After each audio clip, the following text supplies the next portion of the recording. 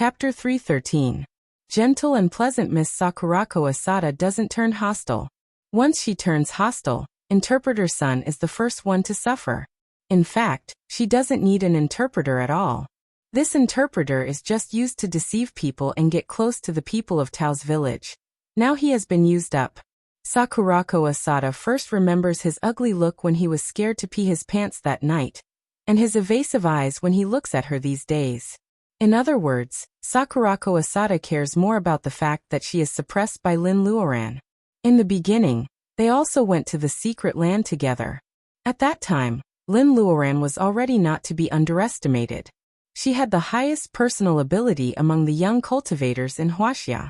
Although she made people jealous, they didn't go crazy, because at that time, Lin Luoran was admired but not feared. However, in just a few years, she has got rid of the title of the first among the younger generation in Wuxia. Not because her personal ability has declined, but because she has entered a higher level with her own strength. Women in Nihonese have always had a low status. Sakurako Asada was born in a concubine's branch of a big family. Her mother was a famous geisha in Tokyo. She was born with a mortal body, but she dared to be pregnant with the blood of the Asada family secretly. The head of the family knew it, and sent her to Shandong of Wuxia.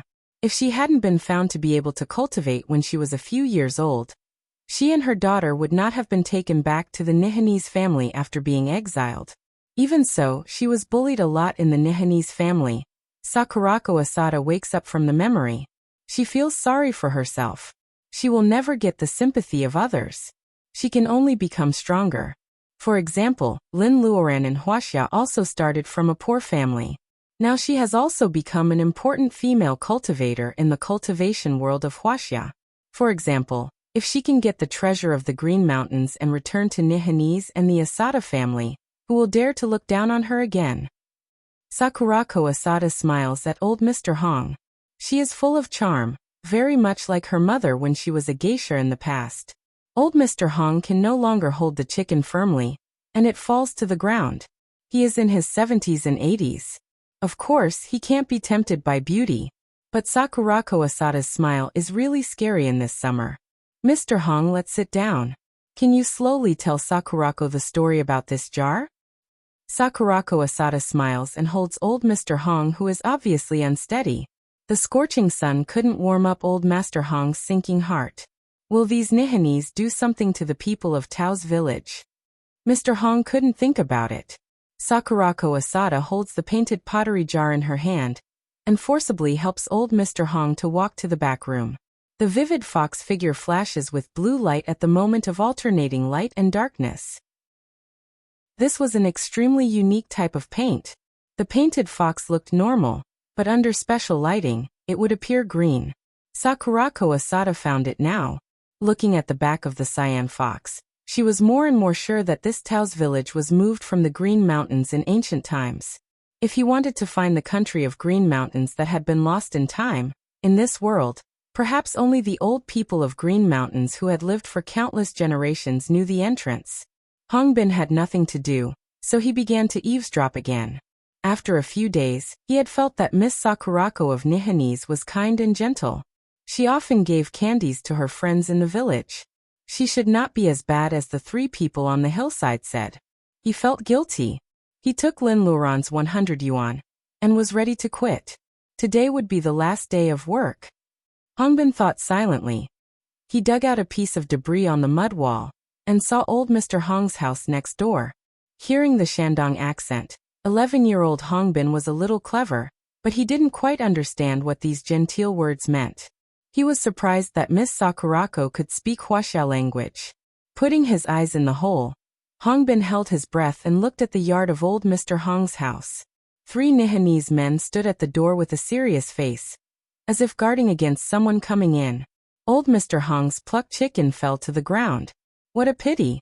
Hongbin swallowed. He saw Miss Sakurako patted Interpreter Sun, and he fell down. Hongbin originally thought that this interpreter surnamed Sun was just an embroidered pillow. After a while, Miss Sakurako helped old Mr. Hong to walk to the back room. Before Interpreter Sun got up, Hongbin felt something was wrong. He moved his eyes and saw Interpreter's son lying on the ground with thick black liquid on the side of his mouth. These Nihanese were really bad people. What should he do? Hongbin was sweating. It took him a while to remember that he should go to the hillside to report. The picture of Lin Luoran nailing green bamboo leaf to the tree with a bamboo branch flashed in his mind. Maybe only the 3 people on the hillside and Sister Lin could save old Mr. Hong. Hongbin stumbled to the entrance of the village and found one of the Nihanese men standing under the locust tree. Damn, there is an ambush. Kid, where are you going? He said stiff Wuxia language. Hongbin's hands were full of sweat. To mow the grass. The Nihanese man looked serious. Go back or die. Why did he go to mow the grass with empty hands? Did this Wuxia kid find something wrong and want to run away? Although Kazuo Yamamoto was not worried about the ability of a kid, he felt a little guilty when he thought that this was the land of Wuxia. Hongbin had to go back helplessly. Kazuo Yamamoto narrowed his eyes. It seemed that Miss Sakurako must have succeeded. He didn't notice that on the branch above his head, a golden hawk in the size of an eagle flew into the sky silently and flew to the hillside a few miles away. They are coveting the Green Mountains. Lin Luoran stared at the little fox with a complicated look.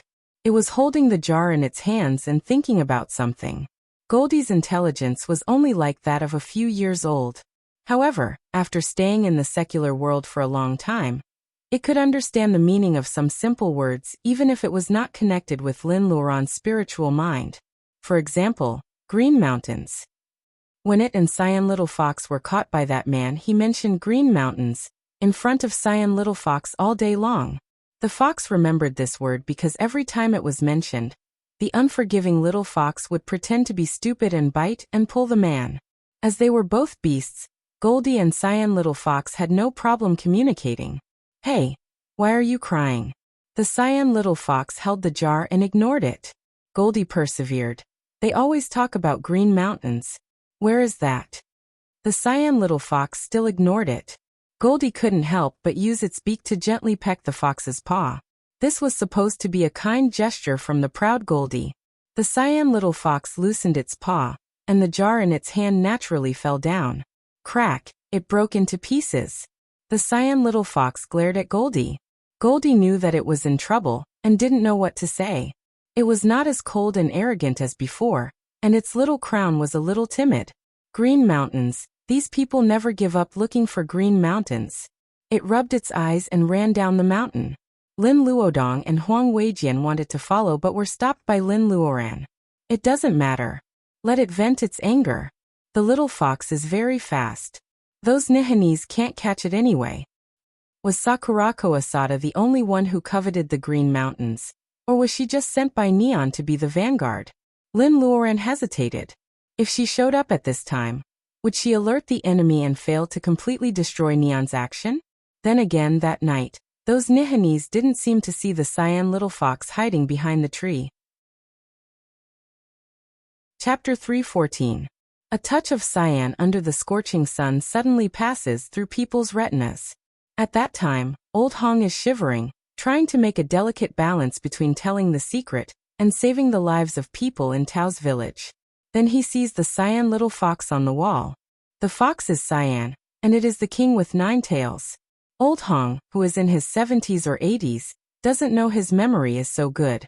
This is what an old man in Tao's village told him when he was a child. Having painted foxes all his life, old Hong knows the special pigments very well. But he never thought that he would see a cyan fox in his lifetime. He used to wonder if there is really a king with cyan fox in this world. Old Hong's hands tremble. Sakurako Asada follows his eyes. A little cyan fox stands on the mud wall of old Hong's house. The sky is blue and high above its head. Behind it is the distant Green Mountain. It is so green from far to near, very much like the ink painting of Wuxia that Nihanese are very fond of. But these colors are not as clear as cyan. The sun shines around it. This cyan is so clear and pure. Its fur is like good silk, and it can communicate directly with people through its eyes. Sakurako Asada breathes hard. She has never seen such a beautiful fox. It also matches the legendary king of Green Mountains. Is it really a coincidence that it appears in Tao's village? The cyan little fox nods slightly, looking indifferent. At this moment, the little fox is not as pitiful as it was in the underground world, nor is it as naughty and lovely domineering as it was in Lin's family. It looks cold and noble.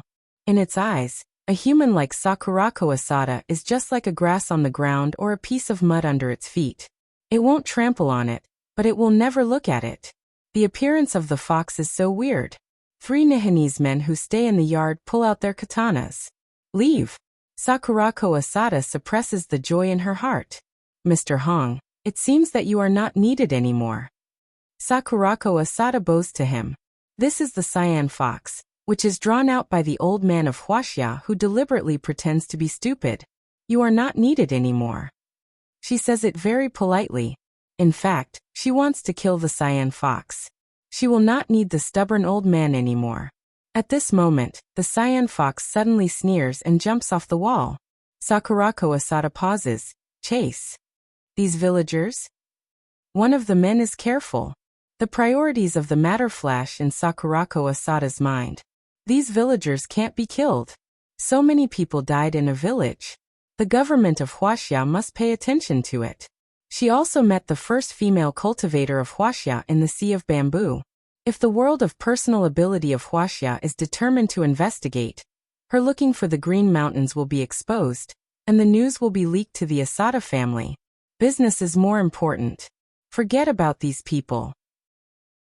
Sakurako Asada took the lead to jump out of the wall, and the 3 men caught up.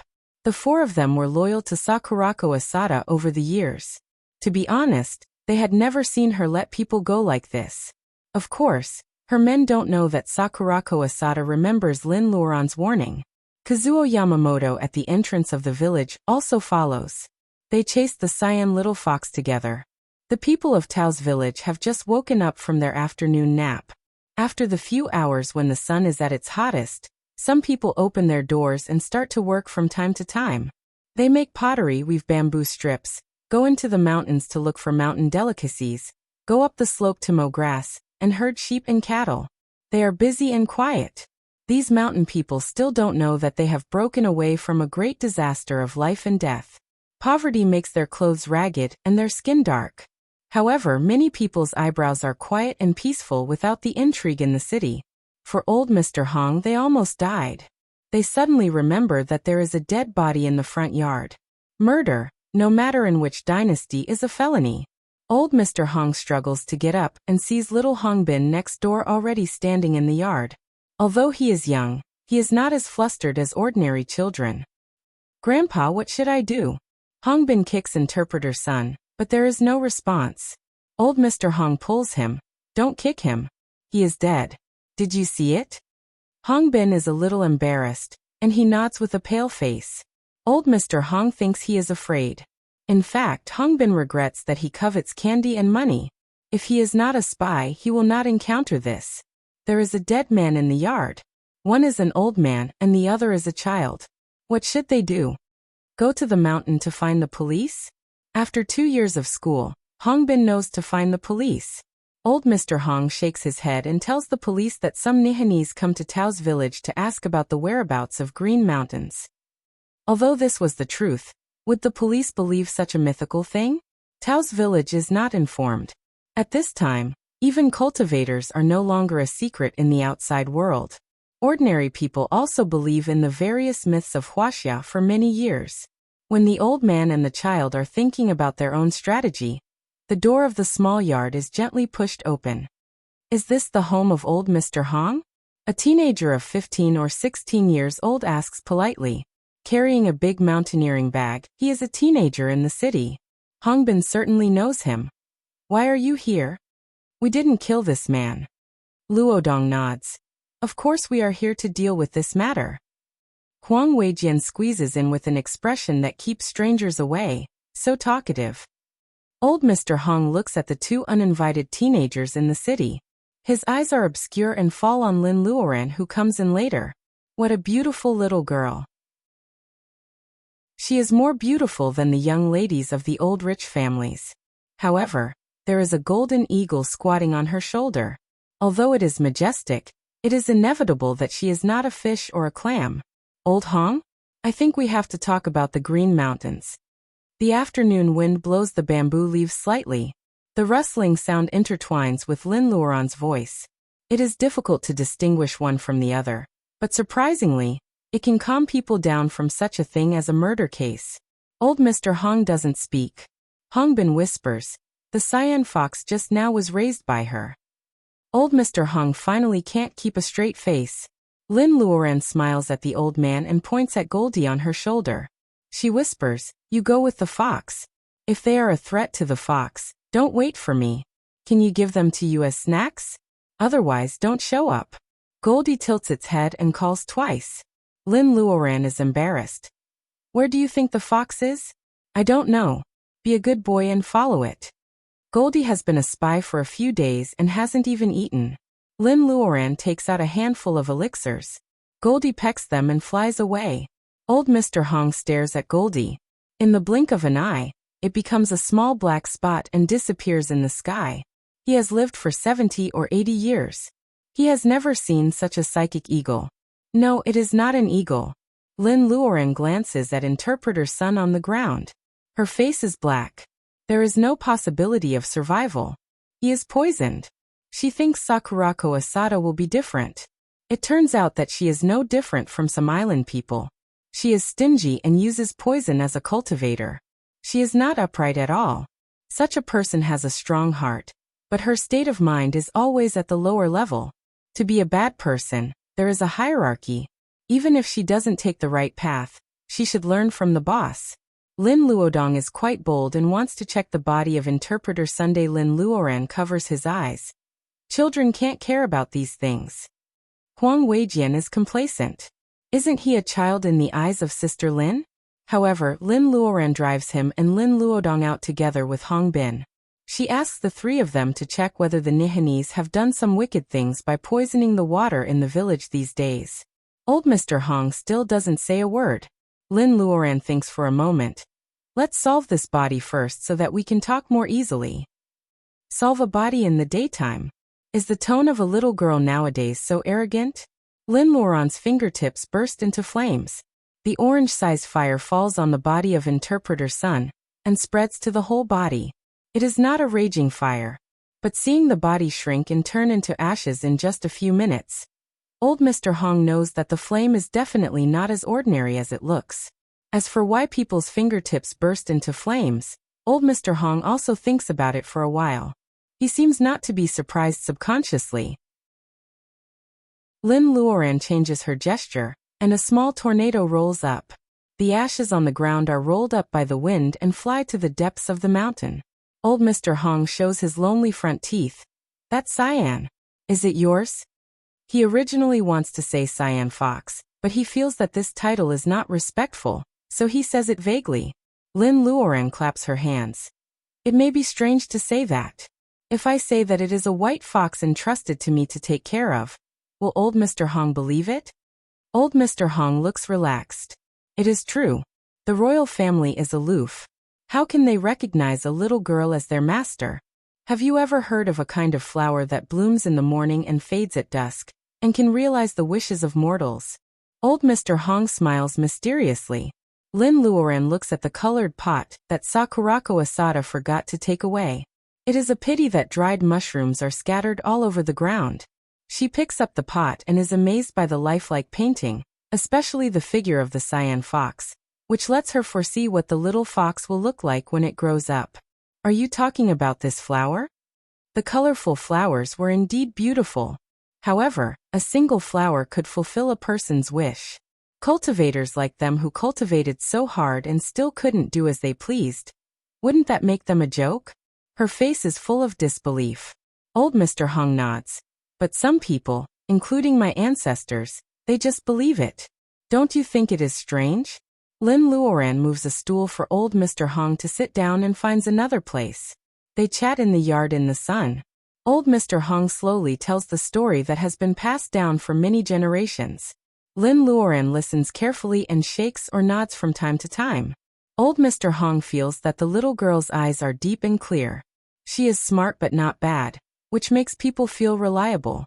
Her heart is peaceful, and many hazy memories come back. Chapter 315. The Classic of Mountains and Seas says, the country of the Green Mountains is full of jade in its yang and green crabs in its een. There are beasts that look like foxes with 9 tails, and sound like babies. They can eat people, but they don't eat poisonous insects. There are birds that look like doves and sound like birds. They are called guanguan, and they are not confused. Ingshui comes out, and the South Sea pours into the swamp. There are many red crabs among them. They look like fish but have human faces and sound like ducks. They are not disgusting. This may be the earliest record about the country of the Green Mountains. When Lin Luoran was studying with Professor Qi in Chuan University, she read many mythological documents in order to find clues of the soul wood. She remembers that the country of the Green Mountains is north of Chaoyang Valley and south of Heya country. Of course, these two are also the names of places in the Classic of Mountains and Seas. Some scholars also say that the country of the Green Mountains is in the area of Shandong today. Lin Luoran didn't believe these experts at first. However, after entering the territory of Shandong today, Goldie's speed dropped sharply. Lin Luoran has to believe that the experts can occasionally get it right. Weifang, Shandong. As a garden city, Weifang receives a lot of tourists every day. Lin Luoran and her companions are travel-worn. They choose a 3-star hotel in Kuiwen district to stay. It has been 10 days since they tracked Sakurako Asada and her companions. Riding on the sword is actually very fast, mainly because Sakurako Asada and her companions are too slow. The cyan little fox is extremely fast. It chooses the mountain road and deliberately follows them. The Nihanese must have suffered a lot. When they arrive in Shandong, cyan little fox seems to take the Nihanese for a walk. Lin Luoran sees this trend, and thinks there is no need to hurry. She enters the hotel, and takes a good bath. This is the precursor of the hottest dog days of the year. The summer in Weifang is extremely sultry. When the 3 of them clean up and meet again, they all feel like Robinson Crusoe returning to the urban society. Sakurako Asada and others are teased by the cyan little fox. Lin Luoran takes 2 teenagers with her, but she has plenty of time. These days, they spend in the mountains. Although the portable space is very convenient, it is not as good as the delicious food in Chuan province. After coming to Weifang once, Luodong has been infected into a standard food lover. After asking about the cyan little fox's safety, he pesters Lin Luoran to go out. Shopping is a good way to relieve stress. Lin Luoran shows the 2 teenagers around, and buys a bunch of wooden fish stones. When they hit them, they make a tinkling sound, just like wooden fish. The stall owner says it has another name, phoenix egg. Lin asks the fire phoenix in her space about it. She is despised by it. These orange-yellow or purplish-red stones of different sizes, although they weren't real phoenix eggs, were indeed made from traditional Chinese medicine. In addition, they were naturally formed in a unique shape. Since they were local specialties and weren't expensive, the 3 of them picked a lot to send back. There are also shops selling silver-inlaid lacquerware on the commercial street. Some are made of real mahogany and sandalwood. It depends on the craftsmanship and the quality of the wood. Because they are inlaid with real gold and silver, the price is naturally not cheap. Anyway, Lin Luoran sees a lot of people shopping in the shop. The lacquerware looks like art in the museum under the soft light. There are very few people who really buy it. Lin Luoran is very generous. She buys a few things such as a screen with birds and animals, and a sandalwood makeup box with silver thread. As long as she likes it, she doesn't hesitate to buy kalai, because she has a second apprentice who is very good at making money. Lin Luodong also wants to pick a few pieces, but he doesn't have much money. Looking at the prices, he and Huang Weijian decide to buy them together. They pick a pipe for Mr. Lin, makeup boxes for Mrs. Lin and Li Shi. Poor Yuan Yi and Zheng Tian are not in the scope of consideration. However, there is an antique silver-wrapped plum blossom hairpin. The petal of the hairpin is slightly red. It doesn't seem to be stained. It is carved into plum blossom petals, according to the original color distribution of the wood. It looks very delicate. Although it is small, it is more expensive than a makeup box. Lin Luodong and Huang Weijian whisper for a while, and buy it for Lin Luoran. You two spend money like this. I won't care if you run out of pocket money early. Lin Luoran pretends to be unhappy. In fact, She even treats Huang Weijian as her younger brother after getting along with him for a long time. She can only be happy when her two younger brothers give her gifts together. After being scolded, Lin Luoran puts the plum blossom hairpin in her hair. Lin Luodong and Huang Weijian know that Lin Luoran actually likes gifts. Although their wallets are much smaller, even the introverted Huang Weijian smiles. After a crazy shopping, it is getting dark. Lin Luoran puts all the things she bought into the space when no one is paying attention. The three of them are going to eat local food, but it starts to rain heavily. They have to take shelter from the rain in a roadside restaurant. It is selling stew. Shandong is famous for its stew, so they have dinner in this restaurant. It turns out that the stew in this restaurant is also good. Water and oil are mixed to make the skin, and the diced pork is added to make the stuffing. The meat is wrapped into the size of a chess piece. When it is cooked, it is golden and small, crisp and salty. After eating the stew, there is a small plate of radish skin, which is crispy and refreshing. This radish is as good as what we usually eat. Lin Luodong whispers. Lin Luoran squints her eyes. The radish they usually eat is grown in the space, which tastes good. Except for the natural game, there are few comparable ingredients outside. Lin Luoran pretends to be curious and asks the waiter. It turns out that this is the famous Weifang radish, which can only be grown in the Old Wei County in the whole Shandong. The Kuiwen district where the three of them are located includes the Old Wei County. Behind the Beigong, in front of the Beigong, in the Guo family's farm, Lujiayuan. Dear guest, this is a unique specialty. Vegetables and fruits taste good only in places with abundant reiki. The produce in the space is proof. Lin Luoran is thinking. The rain outside has not stopped yet. Maybe she should go to the Beigong. At midnight, in front of the first lieutenant colonel of Weifang Vocational School, there are few people. The shops are already closed. Even those who sell supper have closed early, because of the heavy rain tonight. This school is the site of the so-called Beigong. Why can exquisite Weifang radish be grown near here? Lin Luoran is surprised to find that reiki is leaking out from the soil slope behind the school.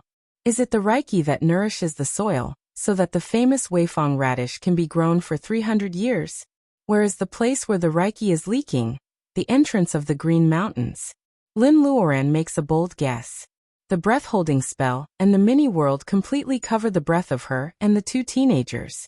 At this time, the three of them are on the rooftop of the teaching building, staring at the soil slope.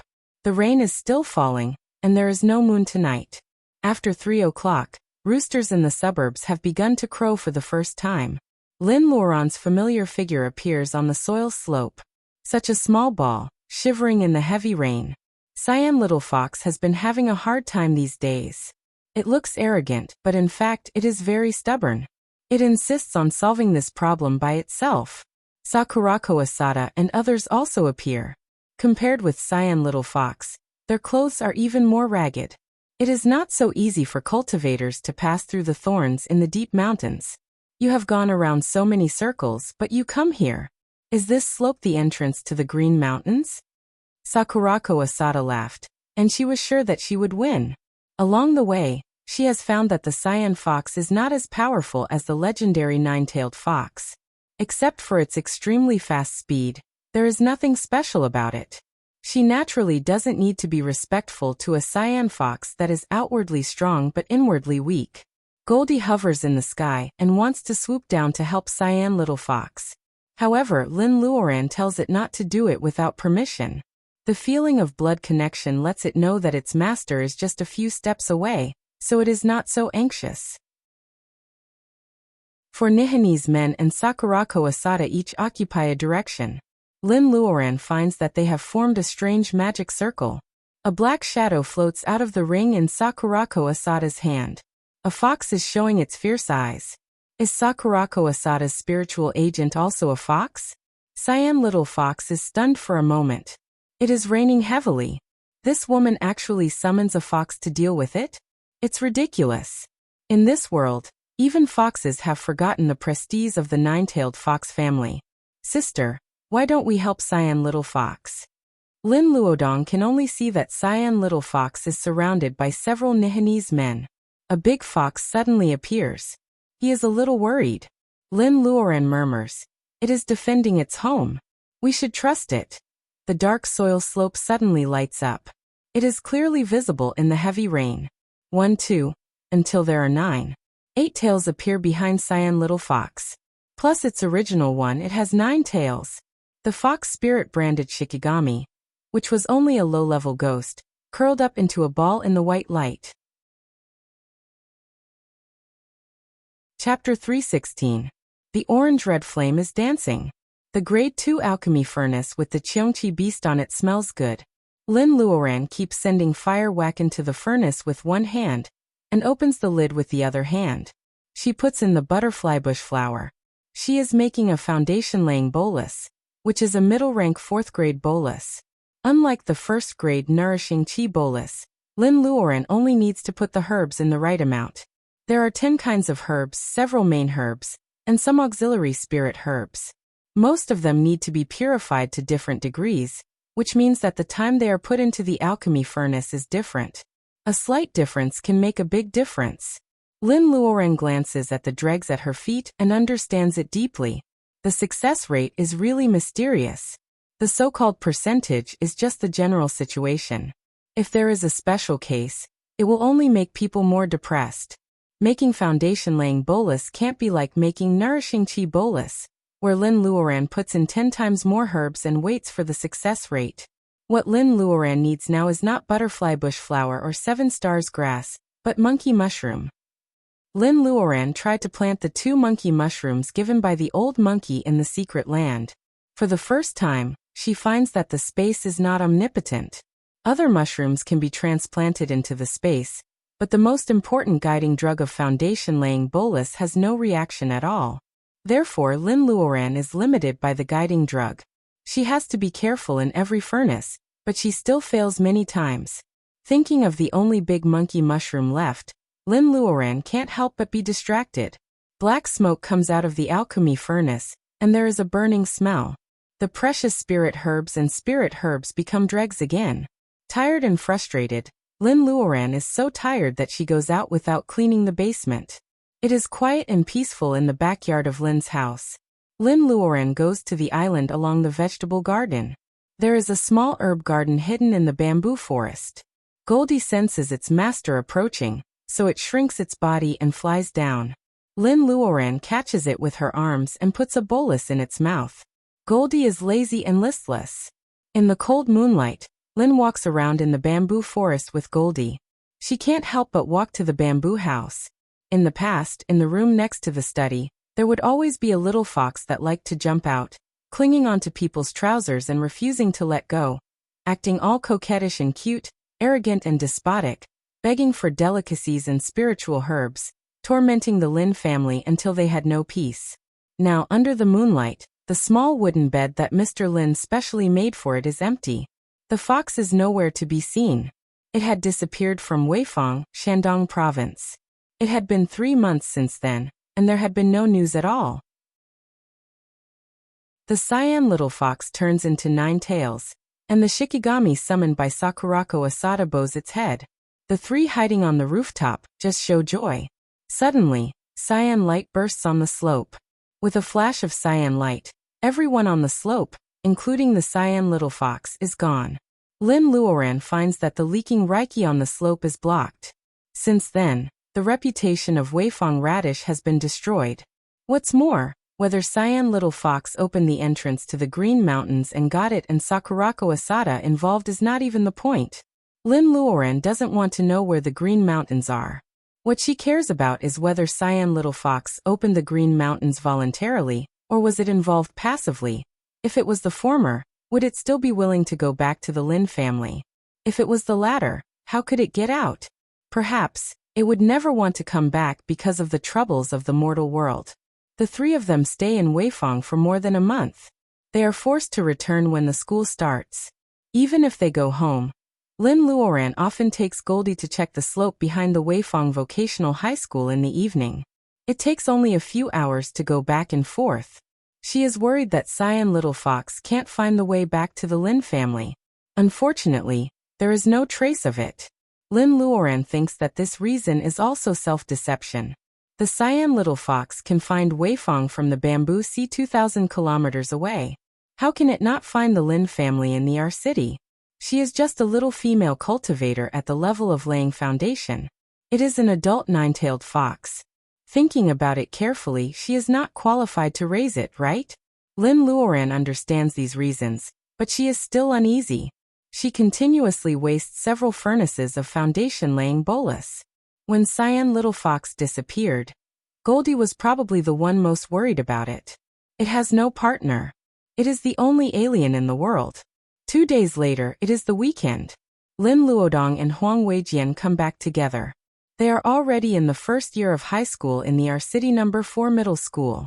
Huang Weijian is not a local, so he can live in the school. Lin Luodong also lives in the school and can only go home on weekends.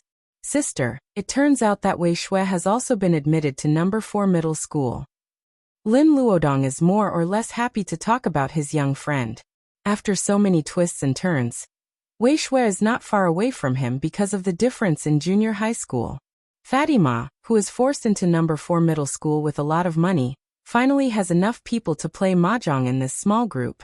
Lin Luodong says a lot.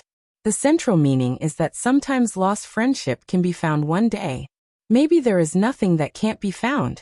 Lin Luoran finally realizes that the boy is comforting her. People and things that she has feelings for are all Lin Luoran's sore spot.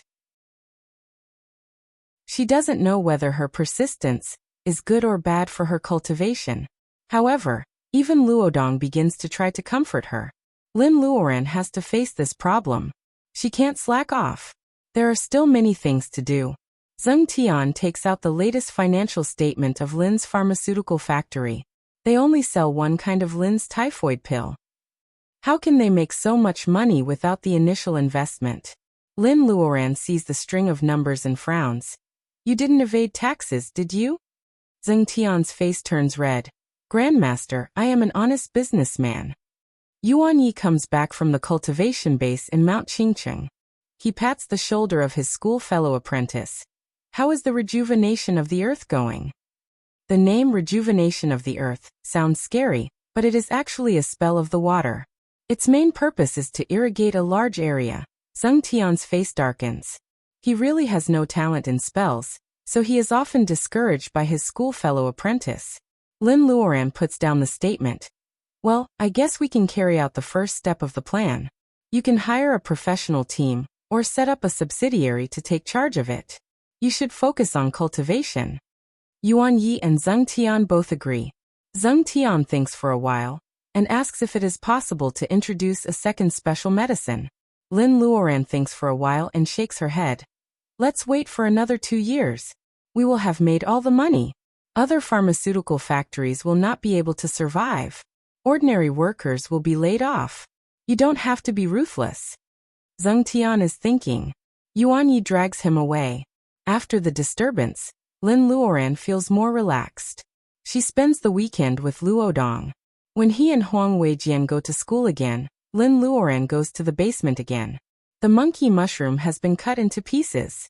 The quality of the 1,000-year-old luminous sand, the 1,000-year-old butterfly bush flower, the 7 stars grass, and the jade grass, which is used in many prescriptions of boluses. There is a long string of spirit herbs. Lin Luoran checks the order again, and puts in the luminous sand. The 1,000-year-old luminous sand is a milky white crystal, twice the size of white sugar. Because of its age, it is slightly yellow. The fire wacken is absorbed by the alchemy furnace. The wall of the furnace heats up. The luminous sand gradually melts in the medicine lattice like boiling sugar, emitting the unique fragrance of the 1,000-year-old spirit medicine. Lin Luoran thinks the time is right, so she puts in the butterfly bush flower. This small spirit herb has amazing reiki. As soon as it turns into a medicine, it dominates the position of the liquid luminous sand. The medicinal properties of spirit herbs were not necessarily compatible with each other. Alchemy was to purify the originally repelling medicinal properties and take out the required medicinal properties. Then, by mixing them together, it would become a spirit pill with various uses. Butterfly bush flower, jade grass. Lin Luoran is sweating. The alchemy furnace is so hot. She is not affected by heat or cold, but it is still quite stressful for her. Time passes by. Mr. and Mrs. Lin are still traveling around the world. Luodong lives at school. His 2 apprentices are busy investigating whether Tao's village can be built as a medicine base. There are only Lin Luoran and Goldie in the big Lin family. She looks at the boiling liquid in the alchemy furnace. She can even hear the croaking of frogs in the pond from the basement. It is already autumn. The Lin family is covered by the big magic circle, so the temperature is still not dropping. Li Shier's flowers, Mrs. Lin's vegetables, Cyan Little Fox's spirit herbs, and Lin Luoran's own fruit trees all have different levels. Some are bearing fruit, and some are blooming. Summer is over. Chilies are out of the market, but the ones in the garden are still blooming. Canna leaves come out and night dew is rolling on them. The cherry tree can't resist the law of the season. Its leaves curl up into a ball, which is so ugly that it can't be compared with the lovely cherries. The ginkgo tree is bearing fruit. This year's harvest of ginkgo is big. Lin Luoran's spiritual mind can clearly recognize every grass and every tree in the yard. When she comes back to her senses, Lin Luoran feels the compatibility of Reiki in the alchemy furnace and the furnace itself. She can feel it more clearly than before. Following her feeling, she puts down the monkey mushroom as the guiding drug. 2 pieces of monkey mushroom melt as soon as they are put in the furnace. They become a bond and integrate the separate medicinal liquids. Lin Luoran is inspired. She casts a spell to take back the boluses. Winged Tiger spits out Reiki to help. The sticky liquid starts to rotate along the platform of the alchemy furnace. The first turn it is glued into shape. The second turn it becomes the shape of an egg, sharp at the top and big at the bottom. The third turn, the edges and corners are slowly smoothed, and it is getting round. The fourth turn it becomes more and more solid and it suddenly splits into 2. Did it fail? After a while Lin Luoran opens the door of the basement. The moon is in the middle of the sky. The weather is so nice tonight. The gentle night breeze is like a lover's care, quietly brushing Lin Luoran's hair. There are 2 purple boluses in the jade box with outstanding Reiki. They are the foundation-laying boluses that are indispensable for cultivation. She never thought that she would split into 2 at the last moment, and successfully receive 2 foundation-laying boluses. Is it because of the state of mind when she was making boluses? Is there no red vote every day? I'm so sad. I'm begging for red votes. The Dojin who recommended Du Rua's book is at the top of the comments section of Lin's family. Chapter 317. As long as one took the first step, one would be able to follow the rest. Lin Luoran's home is quiet and no one comes to disturb her. She only fails once. She successfully makes foundation-laying boluses in the first furnace. She successfully harvests 11 foundation-laying boluses when she uses up all the monkey mushrooms. Foundation-laying bolus is not something that can be found everywhere. Lin uses up not only the monkey mushroom, but also the 7 stars grass to make the 11 foundation-laying boluses. She has collected many seeds in the secret land, but there is no 7 stars grass. If she can't find more monkey mushrooms and 7 stars grass by using the power of the world of cultivation, this will be the last batch of foundation-laying boluses she can make even with the space. Out of the 11 foundation-laying dawn, she has decided to give 2 to Li Shi, and 1 monkey mushroom was given to her by the old monkey. Yuan Yi gets 1, Zheng Tian gets 1, Mr. Lin, Mrs. Lin and Baojia get 6. Yi Xiaobei, who finds the ancient book of monsters of wood, has 4 left. Lin Luoran doesn't mind giving 1 to Wen Guanjing if he needs it. As for the others, she will save them for when she needs them. Lin Luoran plays with one of the foundation-laying boluses. It seems that the monster Yang Lisha owes her some interest. Now Yang Lisha has the ancient book of monsters of wood. She only says that she will give her the record of Mount Penglai if she sees the soul wood. So Lin Luoran gives her a foundation-laying bolus to find the ancient book of monsters of Mount Penglai.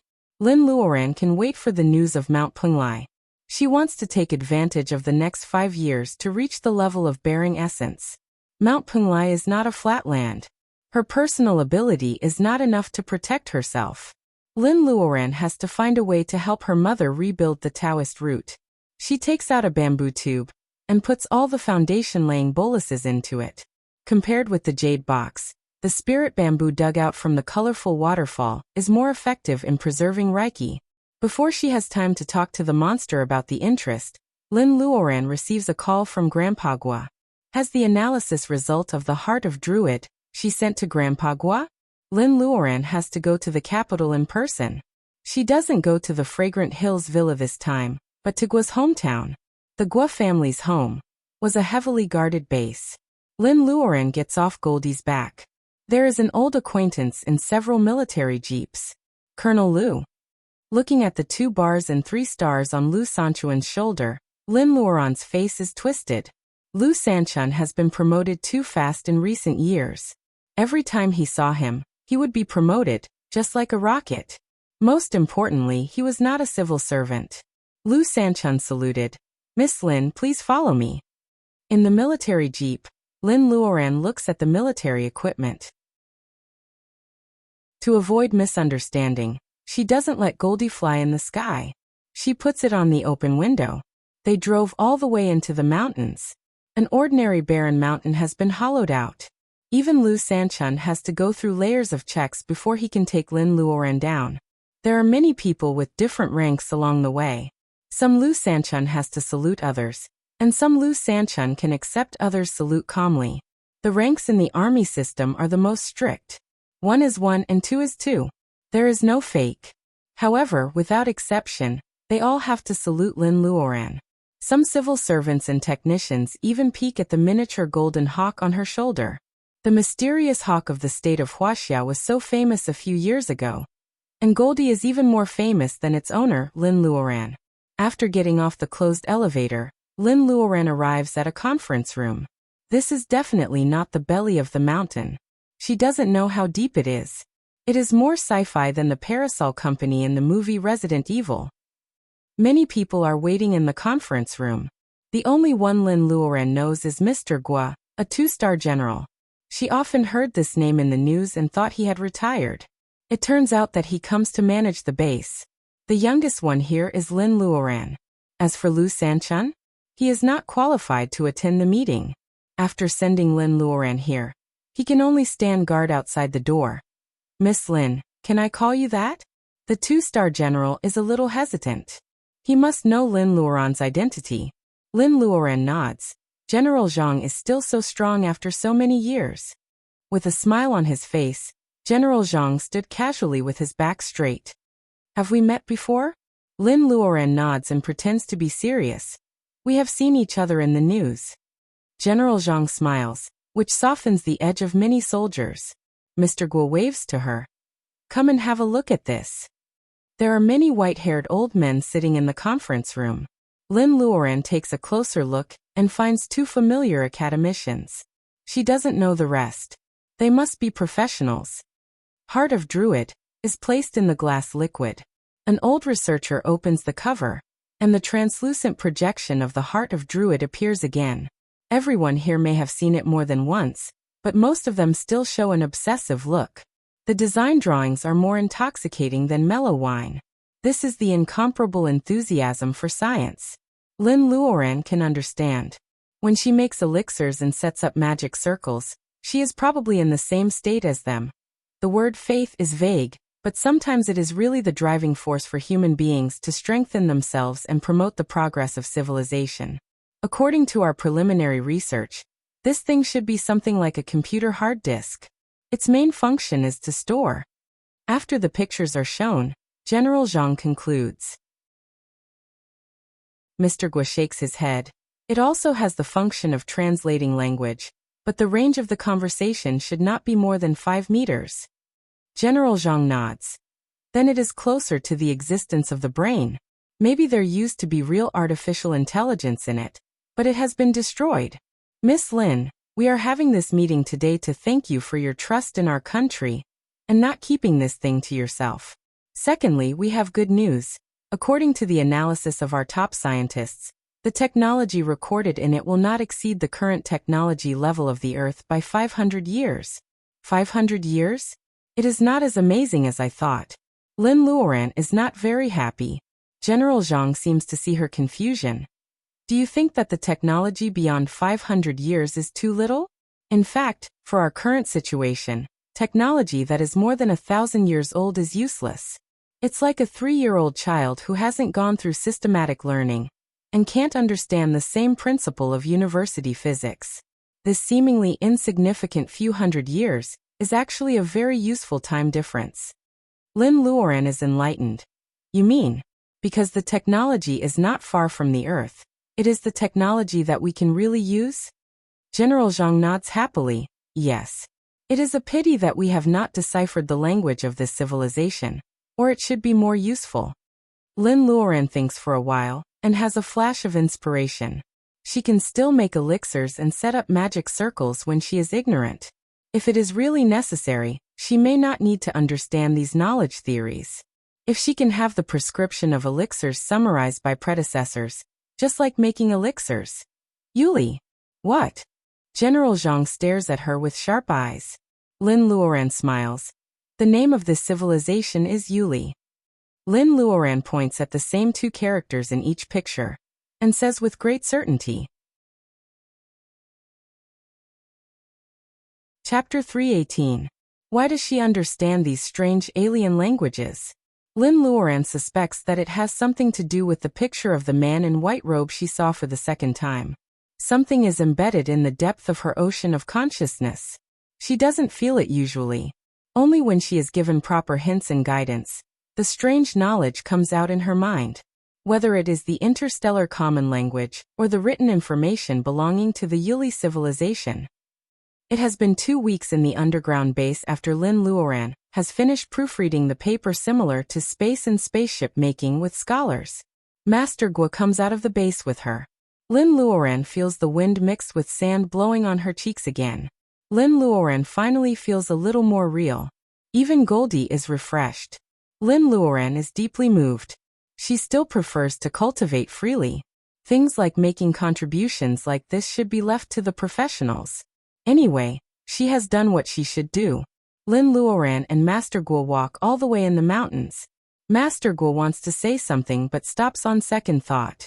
Lin Luoran thinks for a while and makes a bold guess. Master Guo, are you worried about my suggestion last time? Master Guo nods. Lin Luoran touches Goldie's head. Everyone has their own specialties. I am not good at making weapons and setting up magic circles. This is probably the only thing the Lin family can do. The one family is from Zhu Mountain School, and they do have some experience in making weapons. As for energy storage, have you ever considered using magic figures? Master Guo is embarrassed. The Qingqing Taoist has retreated. I am afraid. Because it is related to Lin Luoran, Master Guo, who has always been straightforward, is also vague. Lin Luoran lets Goldie wander around. Qingqing Taoist Temple is not out of the world. The former first apprentice is still there. Young master and is also good at making magic figures. Master Guo laughs heartily. I know you are not a narrow-minded person. In fact, Lin Luoran has something to do with in being expelled from the school and Qingqing Taoist Temple retreating. However, it is not her fault. The world of cultivation has also guessed something. That is why An is ignored by all parties. Although Lin Luoran can't let go of An, she can't cut off the way for him to shine for the world of cultivation. Besides, going out of the earth and looking for a fertile land for cultivation is also very useful for the Lin family. Wuxia people are not stupid. Why can't they solve some academic problems? It's all because many people spend their time on internal strife. Lin Luoran has always looked down on people who suppress each other and cause losses to both sides. If possible, she also wants to see those unreachable stars. Elder Guo, I'm afraid I'll have to go into seclusion for a while. Master Guo is stunned. Lin Luoran changes the topic so suddenly. However, thinking of Lin Luoran's talent of laying foundation in several years, he feels it is a waste to get involved in these mundane things. He can't help but nod. She smiles. One more thing. I didn't kill with Luoran with Xian Yuanping. Master Guo is stunned. He has devoted himself to personal ability enhancement, and has dedicated half of his youth to this base. He is a typical representative of cultivators have national boundaries. The only disciple he has accepted in his life is Xian Yuanping. Hearing that Xian Yuanping is still alive, Master Gua doesn't seem too surprised. Lin Luoran asks. Master Gua takes out a jade plate, which looks like the one made by the crazy Taoist for Jiang Mingyue. She didn't take this life jade plate when I kicked her out. Every time I see this jade plate is intact, I know she is safe and sound. Lin Luoran is silent. Xian Yuanping has become a devil. She only knows that her grandmaster kicked her out. However, she doesn't know that Master Gua has been secretly caring about her. Forget it. It is someone else's business, and she doesn't need to interfere. Outside the base, Lu Sanchun is still waiting for her. Lin Luoran asks Goldie to come down. Lu Sanchun says that Commander Qin is also in the capital. Lin Luoran thinks that she has to go to see him since she is going to have closed-door training. Commander Qin is still in good health. Lin Luoran is relieved to make sure that his body functions are still strong. The wild tea she got in the Sea of Bamboo in the south of Chuan province, and the famous tea collected intermittently in the space over the years have more than 10 kinds. Lin Luoran keeps some for Commander Qin. Commander Qin extorts several jars of spirit wine. Then he points to Lu Sanchun, who has been giggling. Xiaochun is going to be a father. Look at his silly face.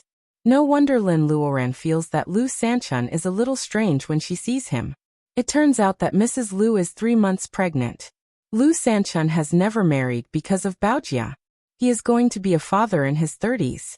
It is really a wonderful feeling. Lu Sanchun is a little stubborn. He also participates in the top-secret plan of the world of cultivation and the secular regime. He often can't get in touch with others. He doesn't know that he is going to be a father until today. His wife has now moved to the capital and lives in the family compound of the military area. Seeing that he is distracted, Lin Luoran proposes to go and have a look together. Commander Qin agrees. After half an hour, the three of them arrive at the house assigned to Lu Sanchun. It is not too spacious. The decoration is not luxurious, but it is not shabby either. In addition, the environment here is quiet. It is more suitable for taking care of the fetus than those expensive commercial communities in the capital. However, Mrs. Lu is also 32 years old. She is an old woman. 3 months is a sensitive period. She is suffering from morning sickness.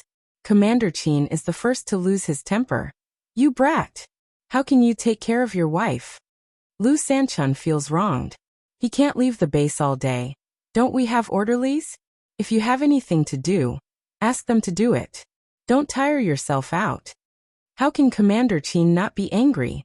When the three of them arrive, Mrs. Lu is carrying a large bag of vegetables upstairs. It is not rare for Lu Sanchun to have orderlies. Lin Luoran looks at Mrs. Lu, who is embarrassed after being scolded. She is just an ordinary middle school teacher before marrying Lu Sanchun. Commander Qin chose her because she was born in an ordinary working-class family. Her family background is clean, and she has no connection with any faction. Because of this, Lin Luoran, who is also born in a poor family, can understand Mrs. Lu's mind. She suddenly ascends to the sky. She must not be used to the status quo of the privileged class. Although Lu Sanchun and Commander Qin don't engage in crooked ways, Lu Sanchun has been promoted fast in recent years. He is a new rich man. Commander Qin is born in the Qin family, so he won't suffer any grievances except on the battlefield. They have devoted their loyalty and energy, so they enjoy some privileges with a clear conscience. It's natural that they can't understand Mrs. Lu's feelings. Lin Luoran understands. She ignores Commander Qin and Lu Sanchun, who are angry.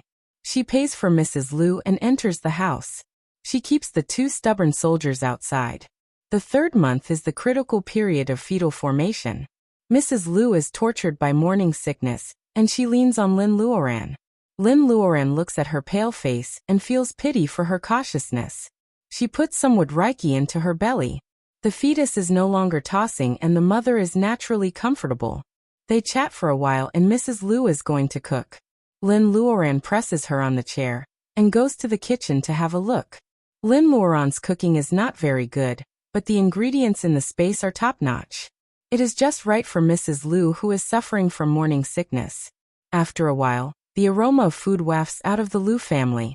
Commander Qin and Lu Sanchun smell the aroma and come in. They see Lin Luoran cooking.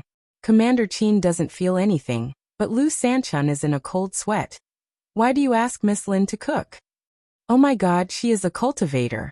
She is a friend of the Qin family, but she doesn't have to lower herself to cook in Lu Sanchuan's home. Lin Luoran takes out the dishes. You talk too much. Lu Sanchun hurries to help carry the dishes. This meal is enjoyed by both the host and the guest. Maybe because of the liveliness, Commander Qin eats one more bowl of rice than usual. The three of them are discussing. Lu Sanchun is busy with official business and Commander Qin is lonely, so they simply let Mrs. Lu go to the Qin family's villa to take care of the fetus. Mrs. Lu hesitates a little. Lin Luoran says with a smile. Anyway, you are the adopted grandson of the Qin family in your belly. You can accompany Grandpa Qin. Lu Sanchun says seriously. I just told the commander that if the first child is a boy, he will be adopted by the Qin family. Lin Luoran is stunned. Commander Qin doesn't have much reaction. Maybe they are just discussing this outside? Well, the adopted grandson is not as close as the grandson of the Qin family. Baojia's situation is still uncertain. The Qin family has a successor, which is the foundation of the family's continuous reproduction. Mrs. Lu is more or less unwilling, but she is used to listening to Lu Sanchun. Although this decision is sudden, the relationship between the Qin family and the Lu family needs a bond to maintain, right? Anyway, no matter what the surname of the child is, he is in her belly. Can he not recognize his parents in the future? Mrs. Lu thinks it through and her face relaxes again. Lin Luoran thinks more highly of her. Thinking that Baojia is in a coma, the Lu couple must be filial to Baojia. It is not bad that Commander Qin can have spiritual sustenance after he retires. Lin Luoran thinks for a while, and writes a prescription to regulate the body. Medicine and medicine are never separated. Lin Luoran has been making elixirs for a long time, and she knows the properties of medicine. She doesn't make this prescription randomly. Your wife is an old woman. It is better to regulate her body. Take this prescription. Don't go out to buy medicine. It is best to get the medicine from the Lin family. If anything happens, ask Yuan Yi to come to the capital to see your wife. Lu Sanchun puts the prescription away solemnly. He owes the Qin family and the Lin family too much. He doesn't want to owe them this time. Yuan Yi is Lin Luoran's first apprentice. Lu Sanchun is not an outsider. Of course he knows. A cultivator is his wife's family doctor. Lu Sanchun really doesn't know how lucky he is. After dinner, Lu Sanchun sends Lin Luoran out. At the quiet entrance of the corridor, Lin Luoran doesn't ignore a trace of struggle on his face. Is she okay? Lin Luoran suddenly realizes that he really hasn't forgotten Baojia. Baojia is fine. She is favored by a master. She is meditating in a cave. Lu Sanchun doesn't know that Baojia is in a deep sleep. Hearing Lin Luoran's serious words, he feels relieved and he shows some nostalgia. Lin Luoran looks at Lu Sanchun, who should be high-spirited, but always lacks some spirit. She thinks of the year when Baojia was dying in the corridor of the hospital. This honest officer's eyes were red like a beast, and he had the courage to fight with Mrs. Zhou. Lin Luoran suddenly realizes that Lu Sanchun doesn't just like Baojia. He clearly loves Baojia to the bone. He is such a rigid person. He becomes the nominal relative of the Qin family, because he knows that it is impossible for him to be with Baojia. So he changes his way to take care of Commander Qin and protect the Qin family's century-old foundation. Loving a person doesn't necessarily mean having her. Lin Luoran has never seen this kind of love. No matter how infatuated Lu Sanchun is, Baojia is in a deep sleep and he doesn't know it. He mistakenly thinks that it is the difference between immortals and mortals that makes it impossible for them to be together. However, Commander Qin keeps it from him. He forces Lu Sanchun to marry another woman just so that he doesn't want to waste Lu Sanchuan's short lifespan of decades. They are all good people who think about others. If Baojia is awake now, it may be possible for her to be with Lu Sanchun. Anyway, Baojia is not destined to be with Lin Luoran. Although she is grateful for Lu Sanchuan's infatuation, thinking of Mrs. Lu, who is pregnant at an advanced age, Lin Luoran still warns Lu Sanchun. Lu Sanchun is silent. Since I have married her, I will be a good husband and father. Baojia is my sister from now on.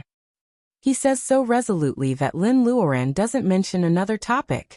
She is not so cruel that she can't let Lu Sanchun leave a corner in his heart for Baojia, who he has lost forever. Since Lu Sanchun said so, he will definitely be good to Mrs. Lu. She believes that this young colonel will be a good soldier, a good husband and a good father. As for the deep love planted in them in their childhood, it is worth a lifetime of remembrance. After returning from the capital to our city, Lin Luoran has a lot of things to do before her closed-door training. She first contacts her parents. They are now skiing in Northern Europe. Lin Luoran asks them to have a good time, and they don't have to come back. Lin Luoran also teaches Zheng Tian the spells of swordsmanship. Lin Luoran is thinking about finding a good weapon for her second apprentice. Zheng Tian is not talented in spells of the 5 elements, but he can learn spells of swordsmanship. Before the closed-door training, Lin Luoran takes a trip to Myanmar with her 2 apprentices.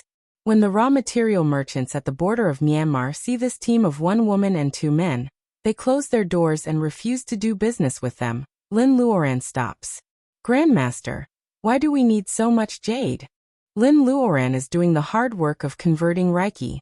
She says grumpily, "Of course for you to cultivate. When I come out of closed-door training, you 2 haven't advanced yet. You will suffer." Yuan Yi doesn't care. Zheng Tian wipes the cold sweat on the back of his neck. Grandmaster's words are definitely meant for him. Lin's pharmaceutical factory is thriving. Zheng Tian is ready to do something big while Lin Luoran is in closed-door training. Lin Luoran sees through Zheng Tian's mind and kicks him. Zheng Tian screams exaggeratedly, but Lin Luoran smiles. "Do you think I am kidding? Making money is important, and purifying the water is not a big deal.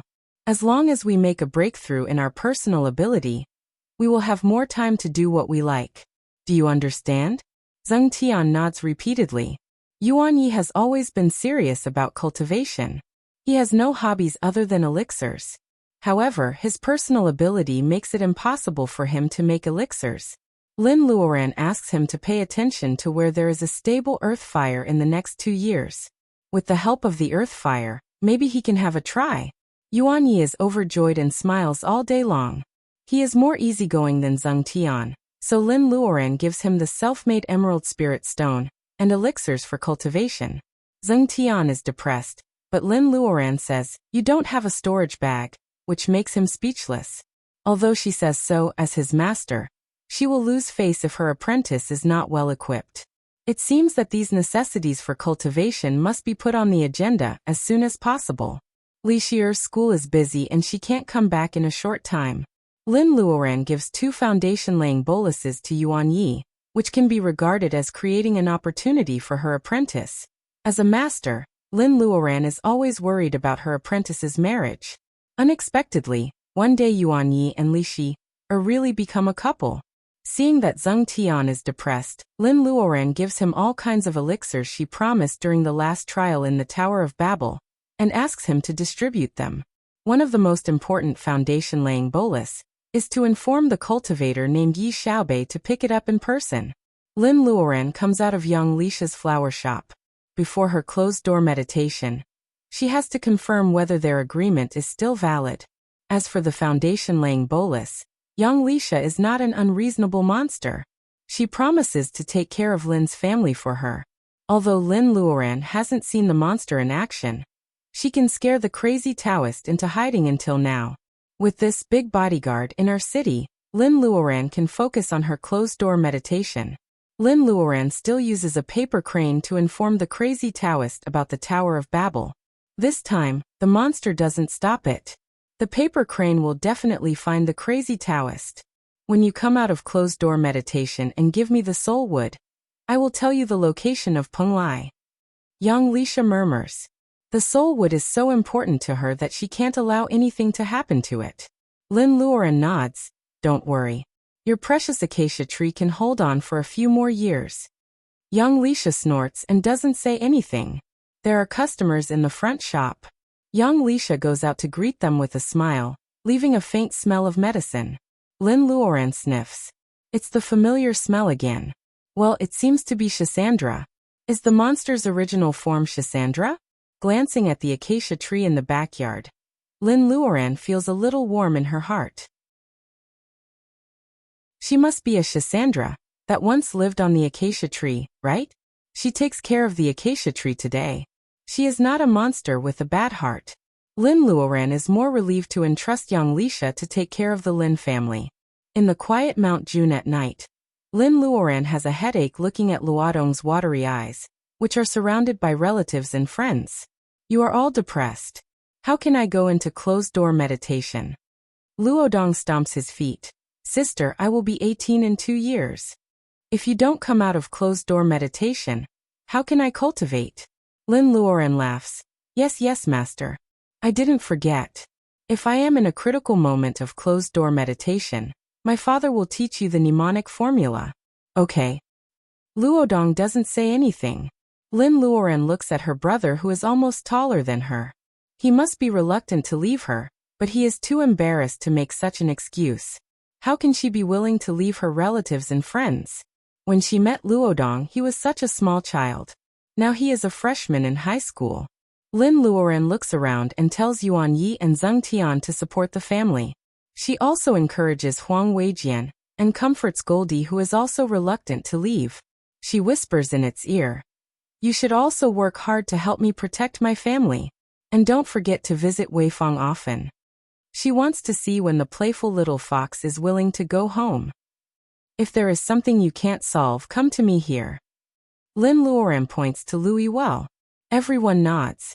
Lin Luoran has made all the arrangements. She takes out the stamp and disappears on the spot. When she reappears, she is already in the magnificent Dragon Palace. Yes, this is the place she chose for closed-door meditation. Chapter 319. Lin Luoran is now the manager of the Dragon Palace. Although she doesn't have the power to deal with the Dragon Palace, most of the areas are open to her. Ellie and Lianping's ashes are buried in a hill in the Qingqing mountain range by Lin Luoran. Now if Lin Luoran wants to enter the palace of Jiuhua, she can go anywhere in the Dragon Palace as long as she has the stamp of the Dragon King. She doesn't need to use the barbaric method of blood sacrifice anymore. The virtual door appears and Lin Luoran steps in. The dilapidated palace of Jiuhua appears in front of her again. This time, she is not hiding in the bead. She is the only one in the Dragon Palace who can stand in front of the dragon's treasury. It feels good. The first palace is still surrounded by white fog. Looking at the flying fog, Lin Luoran remembers that she still has a chance to choose. Oh, I'm wrong. Except for Rong Donglin, everyone in the Lin family has a chance to catch gifts. For the dragon race, the things in the first palace are just for young dragons to play with. However, for a poor cultivator, they should be good things. Lin Luoran thinks of the scene when Xi and Yuanping and others caught gifts in the bead. She calms down and stands in the center of the palace unhurriedly. She can't let the first palace know what she is thinking. Otherwise, she will miss the treasures. Lin Luoran's mind gradually becomes clear.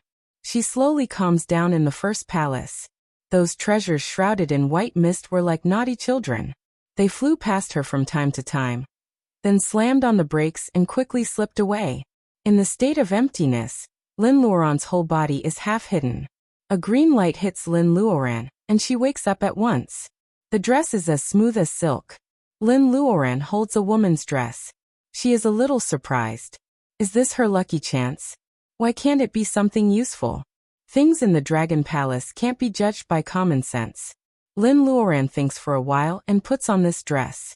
Pink is too coquettish for girls like Li Shi. Lin Luoran really doesn't like it. Well, there is also a hairband of the same color. Lin Luoran picks up the hairband reluctantly. A stream of information suddenly rushes into her brain from her palm, which startles Lin Luoran. Lin Luoran smiles as she gradually understands it. She thought of something in her mind, and the whole dress flashed, changing from the luxurious pink palace dress embroidered with peonies to a dark purple bijia, with intertwined branches on the upper body, and a pleated moon dress on the lower body. As for the hairband, it turned into a gold hairpin inlaid with a huge gem. This was clearly the most orthodox attire of a girl in the Ming dynasty. Lin Luoran doesn't know who made it to please female cultivators. As the name suggests, The dress is made of top-level materials. However, for the function of changing at will, it gives up the protection function of cultivator's clothes. As for the spell of the 5 elements, the dress is much weaker than the clothes made of the same level materials. Only the function of changing at will is left. One set of clothes can solve all kinds of situations. Lin Luoran feels sorry. What kind of brain is this?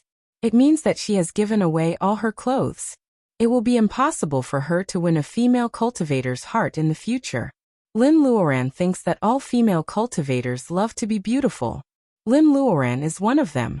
With a thought, the exquisite Ming Dynasty dress becomes an ordinary dress, and the gold-plated gem hairpin becomes an ordinary hairband.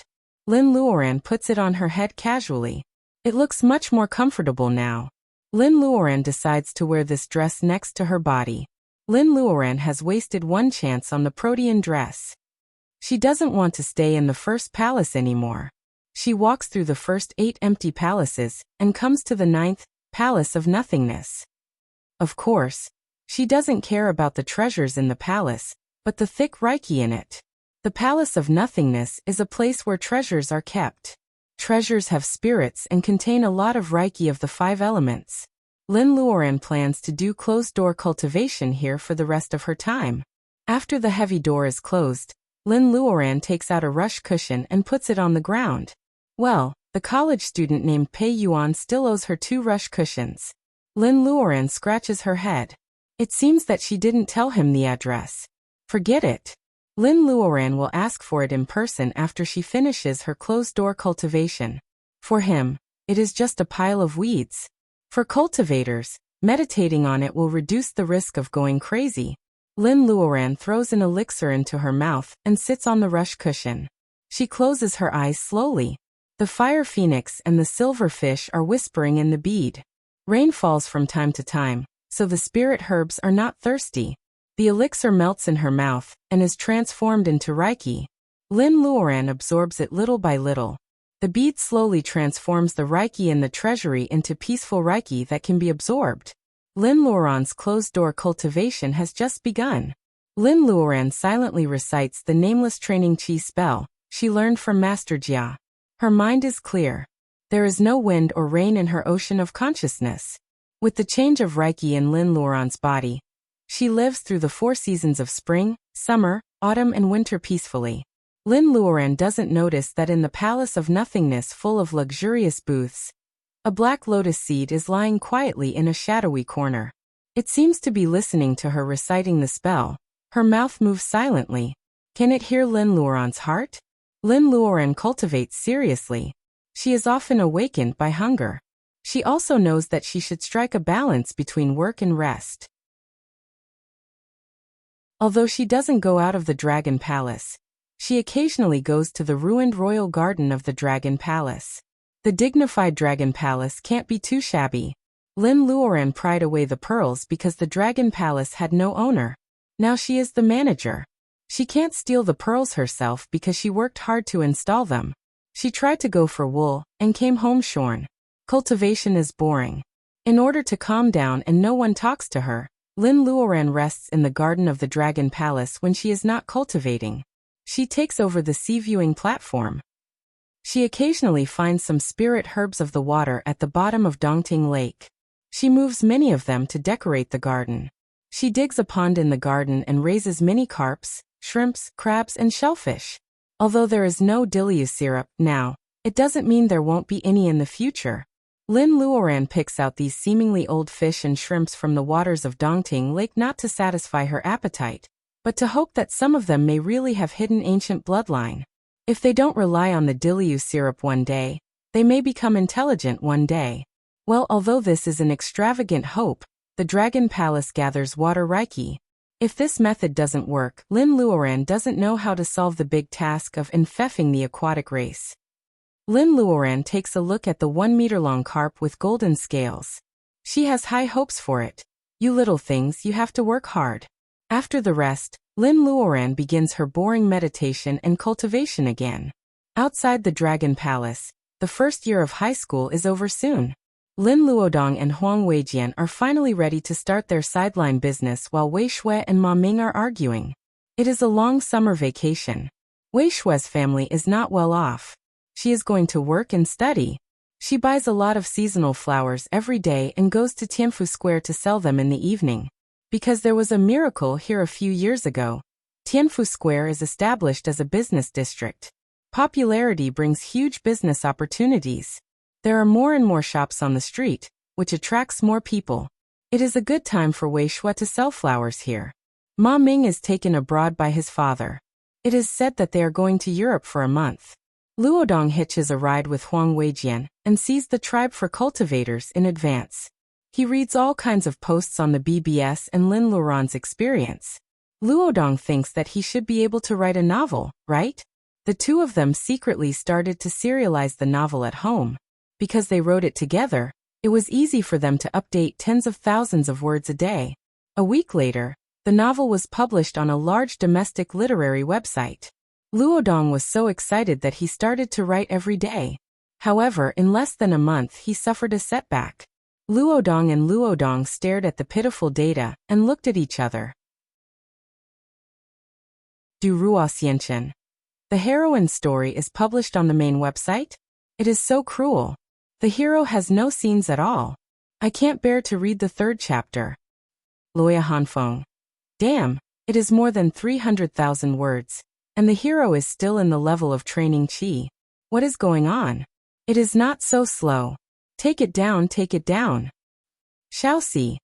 It is indeed a heroine's story. It is not fantastical at all. I am so blind. A fleeting life in a dream. In fact, the author's writing is good. Don't discourage him. Maybe he can change the subject. Lin Xiao. I despise the person above. Writing is the last thing needed in an online novel. Lin Luodong and Huang Weijian burst into tears. Most of the stories they write are about real people and things. It is obviously close to the real world of cultivation. However, netizens like to write fantasy stories. In reality, there are many cultivators in the level of nature's calamity. Do ordinary people want to live? Lin Luodong and Huang Weijian's dream of making money as writers is broken. They choose to castrate themselves. This strange stories in the world of cultivation, which is the closest to the truth, is drowned in the vast sea of books by new books every day. It does not make any waves. People are like this. Every year, countless people come to the Tianfu Square to burn incense and ask for opportunities. Some people jump off a cliff to find a master's cave. People in famous mountains and temples are full of incense, but they don't know that the true God is right beside them, in the online novel that has been defeated by them. Lin Luoran and Huang Weijian have to stop making money. 1 year after Lin Luoran entered the Dragon Palace, Mr. and Mrs. Lin finish a stage of their world tour, and they return to our city. They have seen the frozen north and eaten the delicious sturgeon from northern Europe. They have felt the wind and sand of the Gobi Desert. The smell of roasted lamb is a perfect match for the horse milk wine. They have seen the endless grassland on the plateau and the high and broad blue sky. They have tasted the new wine in the vineyard and the old wine in the cellar. They have experienced the thrilling journey through the Strait of Malacca on a cruise ship. Because they have traveled far and seen a lot, they feel that Mr. and Mrs. Lin are different. Mr. Lin has an epiphany during the trip and enters the middle stage of training chi. Mrs. Lin broadens her mind. Women's world is not limited to a small kitchen where they can only be accompanied by grease all day long. Most importantly, Mrs. Lin's inferiority has faded a lot because she can't cultivate. Mr. Lin is elegant and Mrs. Lin is generous. They are living their own lives. Chapter 320. The spring breeze in February is like scissors, thousands of green silk ribbons hanging down. The bank of Dongting River is blown green by the spring breeze. People come to Mount June. It is said that Mount June someone once found Lu Yi while shining at night. At that time, the light covered the whole Mount June. It is said that it is amazing. The two colorful clay sculptures in Xiangfei Temple share a lot of incense. Their drooping eyes seem to be full of colors when the light and shadow change, just like living people. Many high-end residential areas have been built around Dongting Lake. Many chemical plants with unqualified sewage treatment are closed. The government finally makes up its mind to clean up the waters of Dongting Lake. Although there are still many local officials with a fluke mentality, thinking that the local economy is paramount and the government should not be so decisive. What they do not know is that compared with the little tax and economy, the annual export of Lin's pharmaceutical factory is an astronomical figure. For these industries that are very destructive to the environment, it is the first time that the government has implemented this strategy for the first time after promoting sustainable development.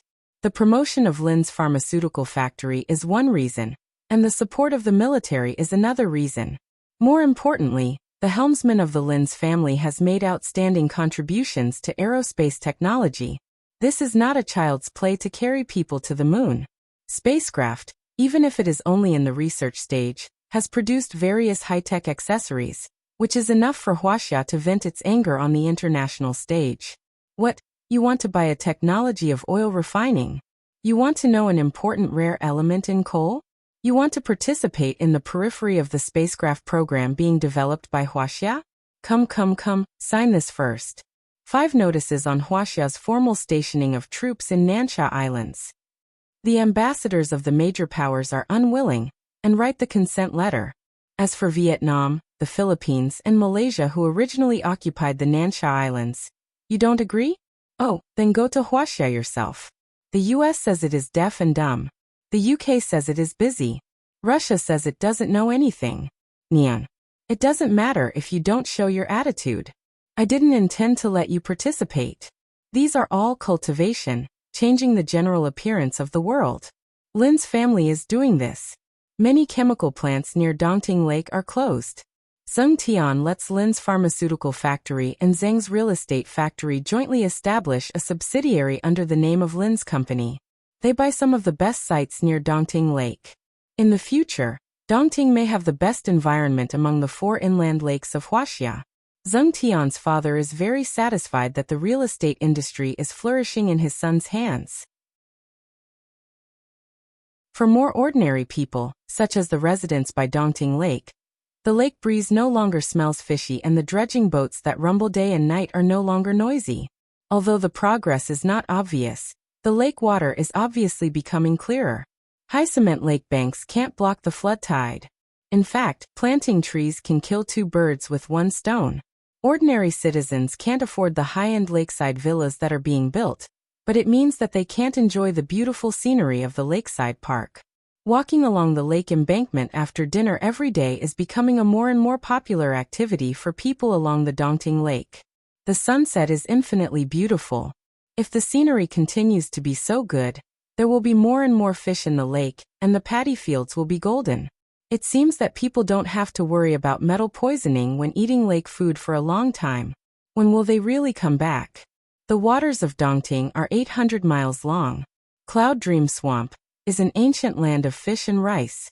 Lin Luoran can see the changes on the shore of Dongting Lake from Seaview Pavilion. Such a situation makes her feel that she is actually very close to her family. Those employees who were running around for the sewage treatment were the people of the Lin family. They look serious and take samples from the lake for comparison. They spend a lot of time and effort on detecting excessive metal pollution in the water. After a year, they smile when the water quality improves. They are Lin's people. The crowd of people who buy fish fry and come to Dongting to release them. Isn't that Luodong whose face is gradually becoming more and more clear and childish? Lin Luoran also finds Mr. Lin, Mrs. Lin, Yuan Yi, Zheng Tian and Goldie hovering in the clouds in the crowd. They all just look at the direction of Mount June. They said that they could come to visit her, but they still don't want to disturb her? Lin Luoran doesn't cultivate this day. She has been watching the actions of her relatives. When the crowd disperses, she is in a daze for a long time in the Seaview Pavilion. A short separation is for a longer reunion. Before entering Pinglai, she must have the strength of the bearing essence period. Lin Luoran clenches her fists tightly. She cultivates more diligently in the following days. Time flies. As the summer vacation of the 2nd year of high school comes again, the 2nd year is coming to an end. Lin Luodong looks at the balance on the card and wants to cry. He and Huang Weijian have to restart their aborted plan to make money. The 2 of them have suffered a Waterloo, so they have to put aside their short-sightedness. They decide to start from making small money like Wei Shui. The competitiveness of selling flowers is getting stronger and stronger. Wei Shui has to set her goal of working and studying elsewhere. What can she do in just 2 months? Ma Ming doesn't travel this summer. He is about to be an adult. His father, a nouveau riche, is far-sighted for once. In order to prevent Ma Ming from becoming a playboy who doesn't know the immensity of heaven and earth, he kicks him out of the house to work and study. Popularity brings business opportunities. The four of them hang around Tianfu Square for a few days. Since the market of selling flowers has been occupied, they can still sell snacks. Natural ice powder poured with boiled brown sugar and some ice cubes. A full cup only costs 3 yuan. Compared with the juice in the cold drink shop, it is very cheap, isn't it? After a cup of ice powder, they feel relaxed. It doesn't hurt their stomach like eating ice cream. It is a traditional snack of the state of Wuxia. How can it be worse than those cold drinks with freshly squeezed juice, but actually concentrated juice? Don't bite off more than you can chew. They add a tofu pudding. No matter sweet or spicy, the tofu pudding is authentic and the seasoning is not fake. The spicy taste makes people sweat on a hot day. It is just the right time to buy a cup of ice powder to drive sales. Lin Luodong provides the materials. Huang Weijian is responsible for the transportation. Ma Ming is responsible for the initial investment, and Wei Shui is in charge of the sales. In the beginning, they need to hide from the urban management in the square to sell snacks. At the end of the first month, a small shop next to the square is sublet. The rent is too expensive and no one is interested. Fatty Ma Ming pesters the owner for a long time, and finally agrees to rent the shop to them for a short time. If someone else comes to rent the shop, they can move out immediately. They move the snacks into the shop. The price is increased by 1 yuan for each kind, but it is cleaner and more hygienic. However, it can't stop customers from buying. When the summer vacation is over, the 4 small bosses close the shop at night to calculate the accounts. Looking at the total account, they are reluctant to close the shop. On average, they sell 500 or 600 cups a day. The price of a cup increases from 3 yuan at the beginning to 4 yuan at the end. Even in the last month, the small shop is a little more expensive. They charge them 15,000 yuan for the short rent. But the raw materials are actually very cheap. A caddy of soybeans can make a lot of tofu pudding. The same is true for ice powder, which is mixed with water. A bag of ice powder can make a large bucket. The so-called initial investment is paper cups, straws, trolleys, and so on. In the beginning, they don't have a shop. Every pot of tofu pudding and ice powder is delivered by Huang Weijian. Huang's Confucianism is used in transportation. The use of these 2 months is more than all the previous ones combined. After deducting the cost, each of them gets more than 10,000 yuan. Wei Shui says it is a huge profit. Luodong feels that he can finally relax this semester. Even Ma Ming is praised by his father. All 4 of them get something and everyone is happy. Hey, shall we continue next summer vacation? On the first day of school, Wei Shui is still reluctant to leave. Ma Ming murmurs, believe it or not, these 2 kinds of snacks will be everywhere in Tianfu Square next year. In September, Li Xier and Wen Guanjing come to Lin's house together as if they have an appointment. Lin Luoren hasn't come back yet. Li Xier stomps her feet and goes back to her school. She is going to lay foundation. She feels guilty and comes here to find comfort. Of course, there is no comfort. Yuan Yi secretly hands her 2 foundation-laying boluses. Li Shi wants to say that she has won, but she takes it when she thinks of her master who has been working hard recently. Wen Guanjing is also going to lay foundation. He has a feeling that he will break through at any time, so he comes back from South Africa. Wen Guanjing doesn't feel as secure as he does in the land of Wuxia. He also needs the protection of his family. Li Shi took 3 foundation-laying boluses out of the secret land, but one of them is taken by Chen Yun. Wen Guanjing is about to lay foundation. The master of the Wen family is so anxious that he wants to buy the foundation-laying bolus from Yi Xiaobei. Wen Guanjing comes here to ask Lin Luoren about the things to pay attention to when laying foundation. He doesn't expect to get a foundation-laying bolus. The master of the Wen family smiles like an old chrysanthemum. Wen Guanjing realizes that he has been tricked by the master. No wonder the master reminds him to come to Lin's house as soon as he comes back. The master knows that Lin Luoran will help him because of his friendship with Lin Luoran. In order not to lose his mind, when Guanjing picks some refining materials from the warehouse and sends them to Lin's house, the master of the Wen family turns pale. October is the golden autumn of this year. Yuan Yi reaches the middle stage of training qi naturally. Huang Weijian, who doesn't accept the boluses from Lin's family, also reaches the middle stage of training qi. Zheng Tian is excited. Lin Luodong clenches his fist and cheers him on. His birthday is set in the winter when Lin Luoran and Baojia picked him up. There are 2 months left and he can cultivate. In November, the good news comes from Li Shier's school. Li officially lays foundation. Seeing that senior sister Li had really become Martial Uncle Li, the pinned posts in the cultivators' horde broke the glass hearts of many cultivation otakus. In late November, when Guanjing officially lays foundation, the master of the Wen family holds a 3-day banquet and invites cultivators from all walks of life to come to Zhu Mountain. Even Buddhist cultivators come to join in the fun. Only 2 or 3 days later, Mount June. Once again, auspicious lights appeared in the world. Lin Luoran makes a 2-level leap in her cultivation. The late stage of laying foundation is not easy to come by. Plus equals.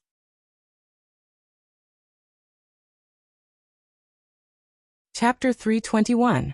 Cultivation is boring and the world of mortals is tempting. Cultivators have always advocated cutting off the world of mortals. It is because such boring cultivation in the prosperous world is the most vulnerable to the temptation of fame and fortune. If the cultivator loses his mind, there will be no dawn for cultivation. Lin Luoran's situation is not the same. She didn't enter the path of cultivation until she was 27 years old. Before that, she earned tuition fees with her hands and squeezed out her youth to support her unfaithful boyfriend. Because of her lack of education, she couldn't get a decent job. Because she didn't want to accept the unspoken rules of her boss, her hard work for a long time turned into nothing. She was ridiculed and stepped on. For a little salary, she endured all kinds of difficulties because she didn't want to abandon her self-esteem. If she were to continue on this path, she would only continue to find a balance between reality and self-esteem. She would work hard to earn money and find a partner who was in a similar situation. The two of them would work hard in the city for the rest of their lives. Perhaps they would be able to buy a house and earn a slightly more respectable life for her son or daughter. The small space in the family heirloom and the medicine field have changed her life since then.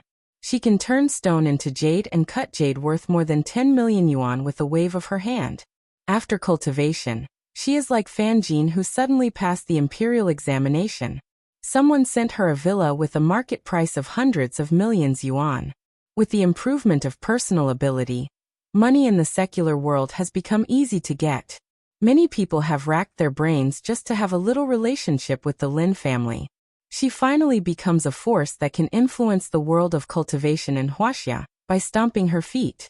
The past and the past are two extremes.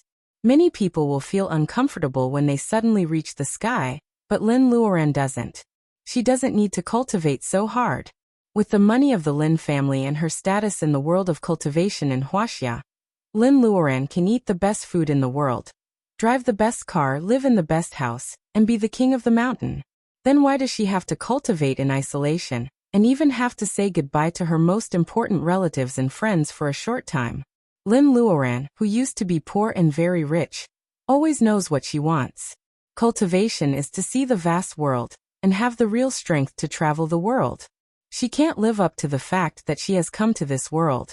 She wants to see the wider sea instead of guarding the waters of Dongting, and dreaming of being a king in the gorgeous dragon palace.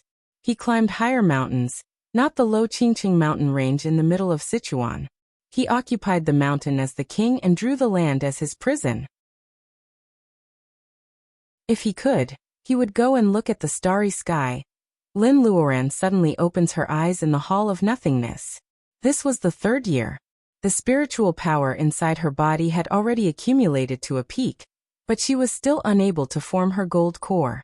Recalling the past today, Lin Luoran finds that apart from the Taoist root of Mrs. Lin, There is also a great wish she made when she was a cultivator. Her bearing essence may still be fulfilled in the mountains and rivers. Should I go out for a walk?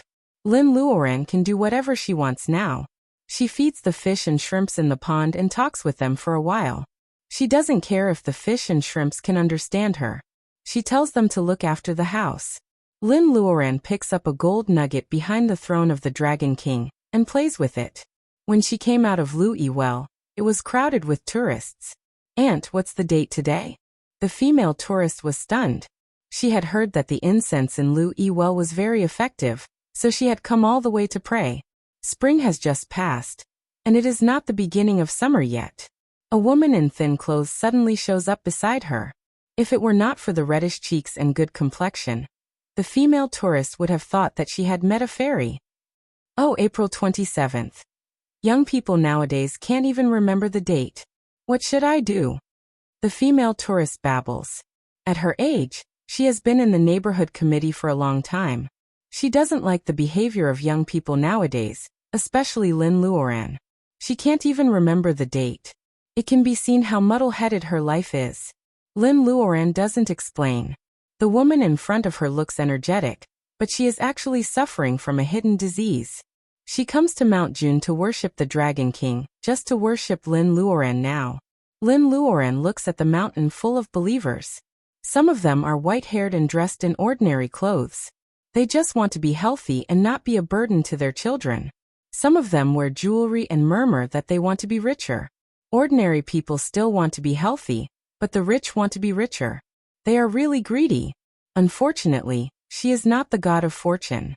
However, Lin Luoran is grateful for the kindness of those sick people. After thinking for a while, she says goodbye to the old lady and picks a Ganoderma from her space. Lin Luoran doesn't know how old the Ganoderma has been in her space for so many years. The Ganoderma melts into a small pool of concentrated medicine liquid in Lin Luoran's palm. Lin Luoran throws a piece of 1,000-year-old Polygonum multiflorum and 1,000-year-old ginseng into the concentrated medicine liquid. She only lacks caterpillar fungus, but it should be enough, right? Lin Luoran casts a water spell with her right hand. It is the rejuvenation of the earth that Zheng Tian can't learn. She draws some water reiki from the waters of Dongting and blends the concentrated medicine liquid into spirit rain. In case that these people who come to worship the Dragon King will avoid the rain, Lin Luoran deliberately makes the spirit rain glittering. Look, it's raining. Let's go hide. No, the rain is golden. Tens of thousands of tourists on Mount June are so surprised that they don't have time to react. Some people are afraid of corrosive acid rain, so they take shelter from the rain in pavilions and the shade of trees. Some really smart people see that it is raining when there is no wind. The color of the rain is different, and the air is filled with the strong smell of medicine. They come here because of their hidden diseases, so they don't mind taking a gamble. These people stand still. The spirit rain with abundant reiki and huge medicine power falls on their bodies and instantly melts into their clothes. The open pores make the blood flow more powerful. Between contraction and contraction, the medicine power flows into the heart, and then is transported to the whole body by the blood. The 4 immortal medicines in the human world are ginseng, Ganoderma, Polygonum multiflorum, and caterpillar fungus. For ordinary people, 1,000-year-old ginseng will not cure them, and they will explode. However, Lin Luoran blends 3 kinds of spirit medicine into water reiki and shares it with tens of thousands of people. The little medicine power is a great opportunity for them. Some knowledgeable people remember the miracle in the Tianfu Square in our city a few years ago. Although they still don't know how their bodies are, the feeling of comfort all over their bodies can't be faked. It is just a matter of a few minutes. The sky is blue and there is no wind on the lake. This spirit rain has disappeared. The trembling old man bows his head and says, "The Dragon King has shown himself. The Dragon King has shown himself." Those who missed the spirit rain ask the people around them how they feel. They beat their chests and stamp their feet. They have to bow their heads and pray that the Dragon King of Dongting will have another spirit rain. The Dragon King has shown himself. Shouts are getting louder and louder. Seeing tens of thousands of people kneeling down, Lin Luoran, the initiator, is stunned in the dark. The opportunity has come. Show yourself in the air, and think of a Taoist name to prove yourself. The soft voice of the little silverfish suddenly comes. No matter how the two aborigines in the space treat her, they have never hurt her. Lin Luoran makes a hand gesture. The spell shape-shifting is similar to the spell shaping voice in the level of laying foundation. One is to transmit the sound into people's ears from miles away, and the other is to show the image of people from miles away.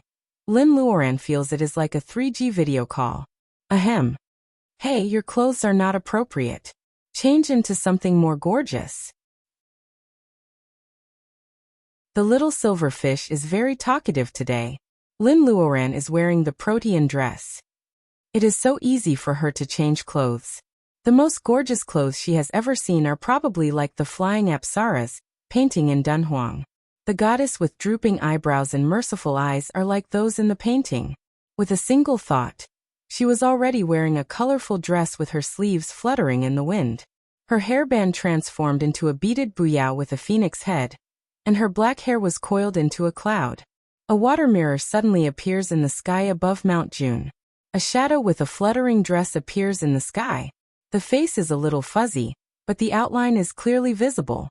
In appreciation of your sincerity, the spirit rain falls to wash the dust. It is a clear and simple female voice. Mount June is not small, but everyone can hear it clearly. Not to mention how surprised the believers are looking up at the sky. Lin Luoran also doesn't understand the reason why the little silverfish tells her to pretend to be a ghost. Is she a fairy from heaven? People kneeling on the ground feel like they are in a dream. Someone pinches himself secretly. He can clearly feel the pain. It is not a dream. What his eyes and ears hear are all real. Are you the fairy from heaven? Finally, the bold young man takes the lead to ask. Lin Luoran smiles. The water ripples and her face becomes more and more blurred. Some people secretly pull the sleeves of the young man. However, a newborn calf is so stubborn. He raises his head and asks again.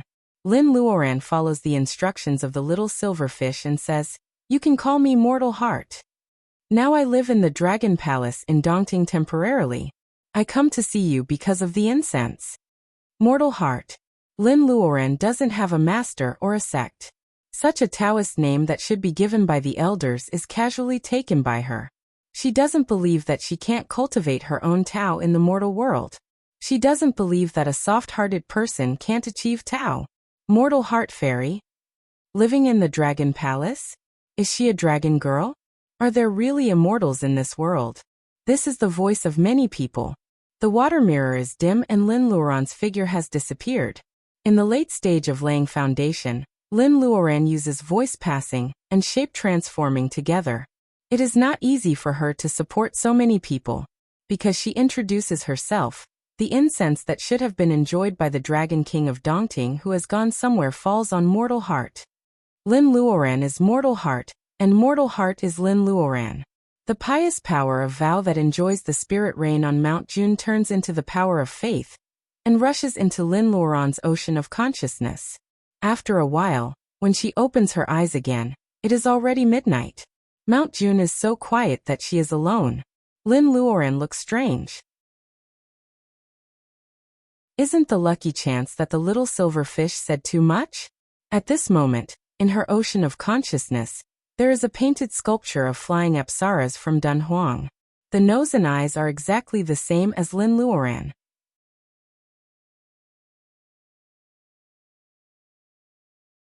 Chapter 322. What the hell is going on? Lin Luoran is in the space. She just wants to figure it out even though the fruit is fragrant.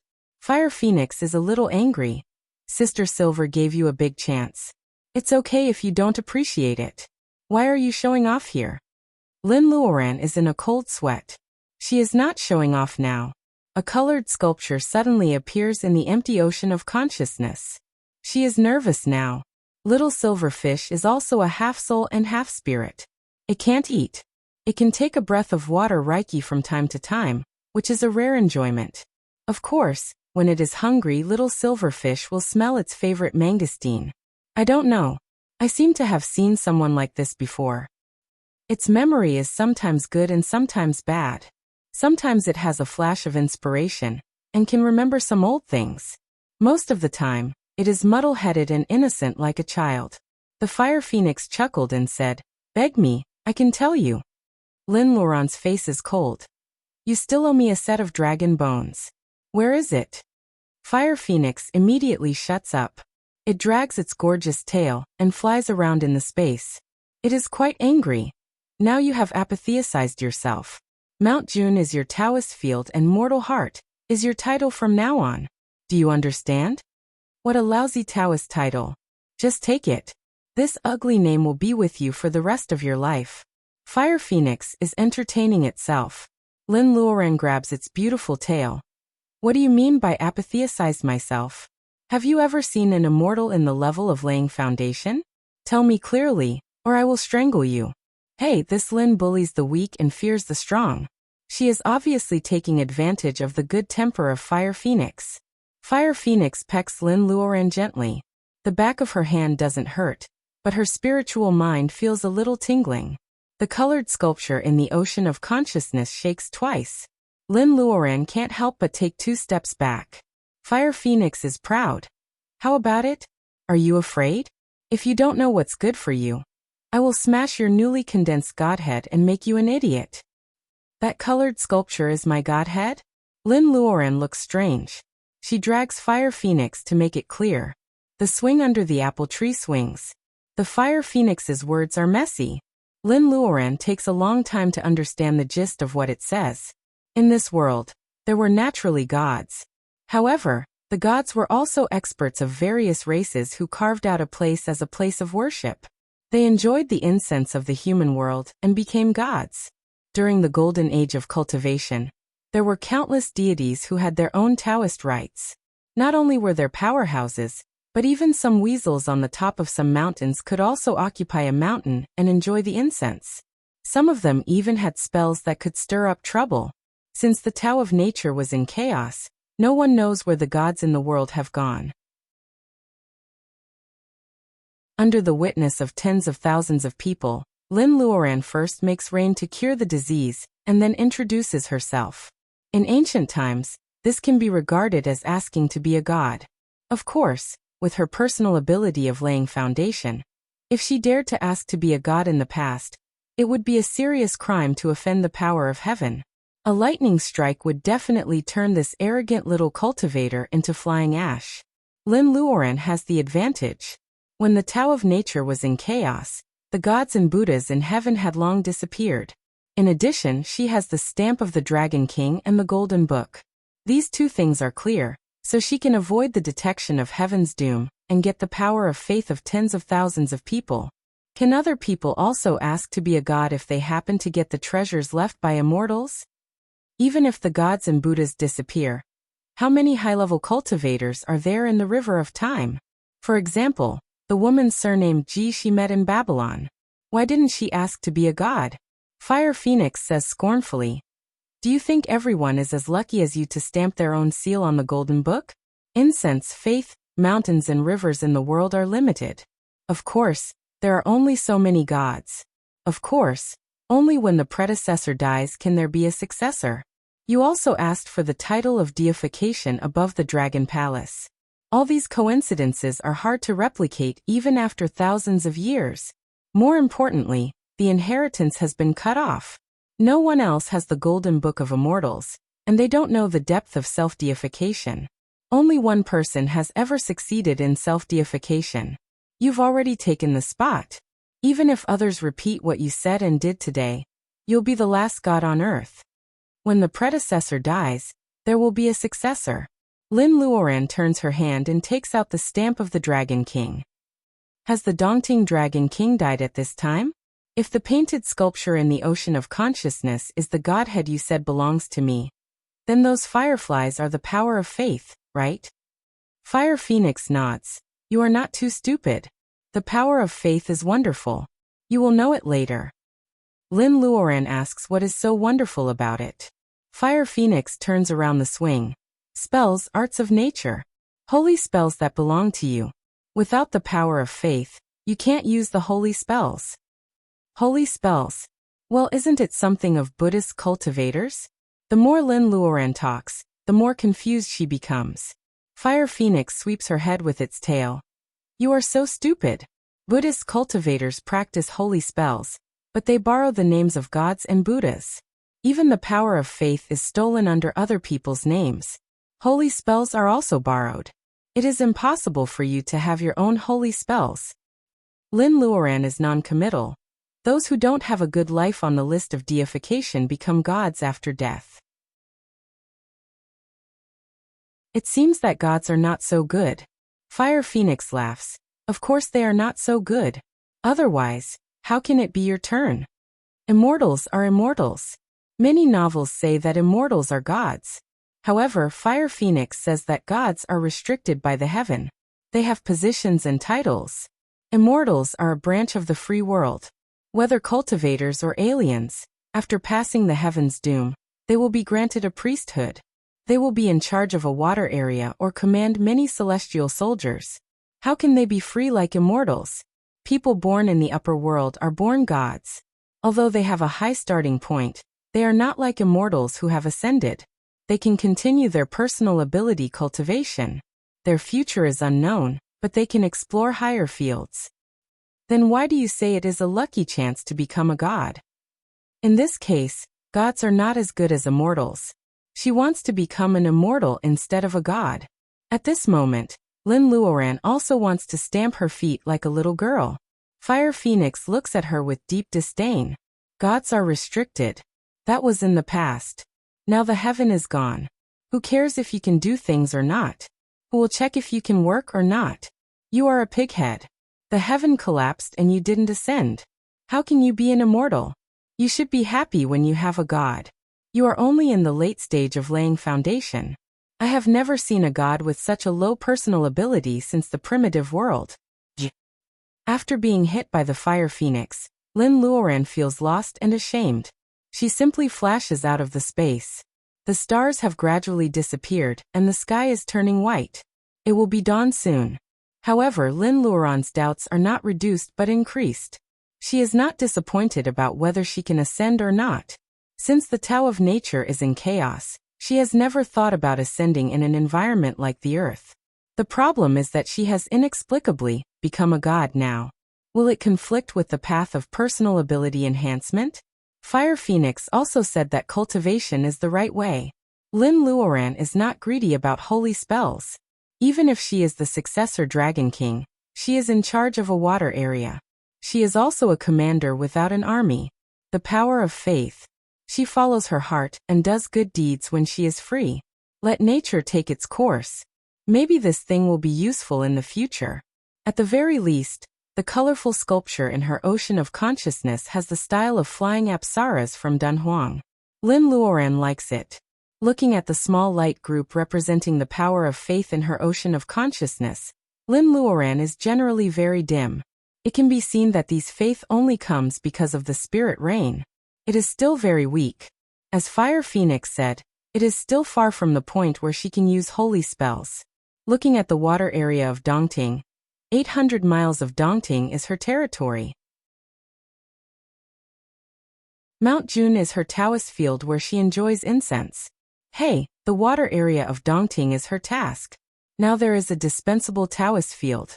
There is no difference between becoming a god and not becoming a god or not, right? Lin Luoran finally understands the current situation. Become a god is a big cake. She doesn't know how long it will be in the future if she wants to taste its delicious taste. Her main task now was to cultivate and advance to the next level. The new Lin Longjun summons the flying sword and goes to our city.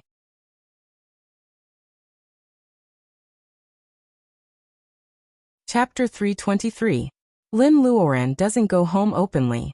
She deliberately activates the protective magic circle and jumps into the house from the top of the wall like a thief. A ray of sword light slashed down, bringing with it a piercingly cold light. Then comes the light of the knife. The gentle knife intent is also a deadly weapon against the enemy. There is also a clumsy binding spell. The seeds of iron thorns are triggered instantly.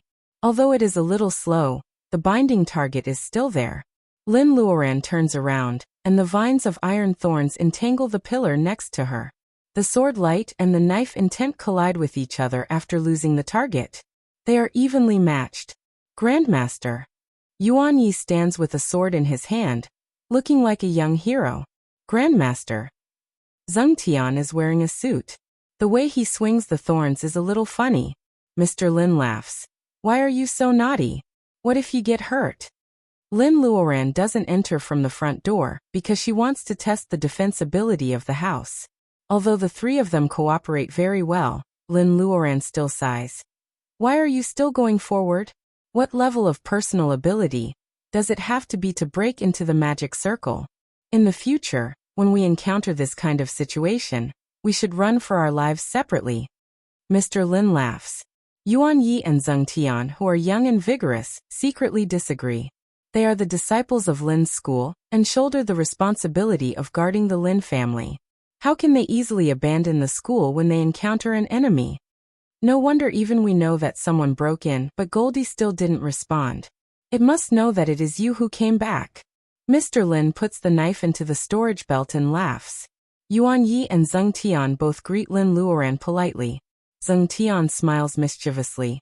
Grandmaster, you came back suddenly. Did you make a breakthrough in the closed-door training? Lin Luoran nods. There is no need to hide it from her disciples. Besides, the higher her personal ability is, the more confident they will be, which is also good for their cultivation. After 3 years of closed-door training, I have already reached the late stage of laying foundation. It is difficult for me to make any progress even if I stay in the Dragon Palace. Therefore, I want to come out and learn more to prepare for bearing essence. Yuan Yi takes a deep breath. His young grandmaster, who has only cultivated for 10 years, is already preparing for bearing essence? Looking at the simple-minded Zheng Tian, Yuan Yi considers whether he should change to the breathing method taught by his grandmaster. The method is not famous, and he doesn't want to abandon the inheritance of his former master. Even the grandmaster, who is also not outstanding, also catches up and enters the middle stage of training Qi earlier than him. Leaving Yuan Yi's thoughts aside, Lin Luoran goes to the dining room with the others. The kitchen is cold. Mr. Lin, and Mrs. Lin are all happy to see Lin Luoran. It turns out that Mrs. Lin has been brainwashed by Wang Miaoyi's feminism, saying that a woman must have her own independent space, and her husband will love her more only if she has a wonderful life. Mrs. Lin often goes shopping with Wang Miaoyi. 2 days ago, they went to a hot spring and haven't come back yet.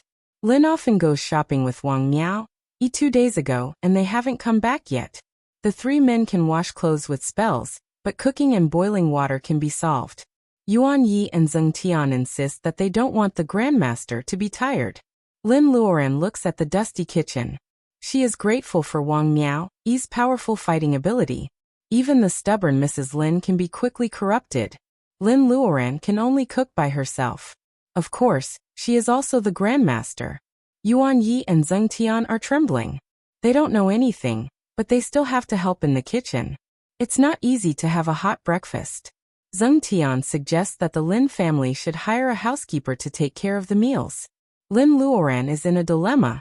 Of course, she wants her mother to have her own life and wander around as she likes. However, can the Lin family hire a housekeeper like ordinary people? When Rong Donglin comes and talks about this topic, the honest man hesitates. Lin Luoran asks, and he asks if he can let his sister have a try.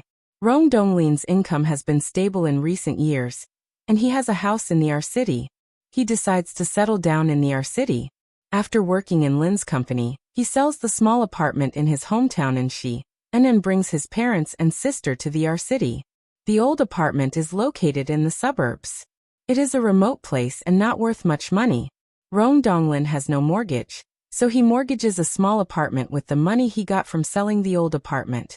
The apartment is in the same building. Rong's plan is to use the apartment as his sister's dowry. However, Rong's sister has been undisciplined since she was in junior high school. She failed the college entrance examination and went back to the R City to study for a year. She didn't get into a university and got a boyfriend. After 2 years, she became even more difficult to discipline. Rong's parents have the same personality as Rong Donglin. Otherwise, they wouldn't have taught Rong Donglin to be honest and righteous. The problem is that most honest people are gentle and can't do anything ruthless. Conflicts accumulate for a long time. Rong's sister is recently encouraged by her boyfriend to go home and cry. She even wants to sell the apartment to start a business. As for Rong's sister's boyfriend, he often makes trouble in the Rong family, which makes Rong Donglin's parents so angry. Rong's dirty linen should not be aired in public. Rong has never told anyone about this before. Zheng Tian, who has known Rong for a long time, cracks his knuckles. Well, this is a simple thing for them. They just need to find 2 people to teach the ruffian a lesson, and he will never dare to make trouble in the Rong family again. Yuan Yi knocks on his head. It's okay if you keep it a secret. However, if Rong's sister suddenly knows about it, they will turn against each other and never get back together. Yuan Yi is right. Lin Luoran thinks for a while and asks Rong Donglin, "Is your sister good to your parents?" As long as a person is filial, he is not a bad person. It's not a big deal if he goes the wrong way. However, if he is cruel and merciless, he will be a scourge to the Lin family. Rong Donglin nods. Her boyfriend just comes to our house when she is not at home. Rong's sister is very filial to her parents. Although she is not good at school, she took good care of my parents for me in my hometown in Xin. Otherwise, she wouldn't be good at cooking. I don't dare to recommend her to the Lin family. Yuan Yi and Zheng Tian have no reason to object to solve the problem of Rong's sister. Seeing that they are so excited, Lin Luoran leaves the job to them. As long as you don't do anything to hurt the Lin family, we can solve your sister's problem by the way. However, Lin Luoran leaves some suspense. Rong Donglin certainly knows what she means. In the world, except for the Lin family, no one can scare Rong's arrogant sister. Rong has no education or skills. Rong loves his sister very much. Being a cook in the Lin family is the best choice for Rong Donglin, who loves his sister so much. However, he still needs to warn his sister. The Lin family is a generous family, but it is also a family of cultivators. What? You want me to be a babysitter? Brother, even if you can't tolerate my sister, you can't do this. Do you think you will be proud if I become a babysitter?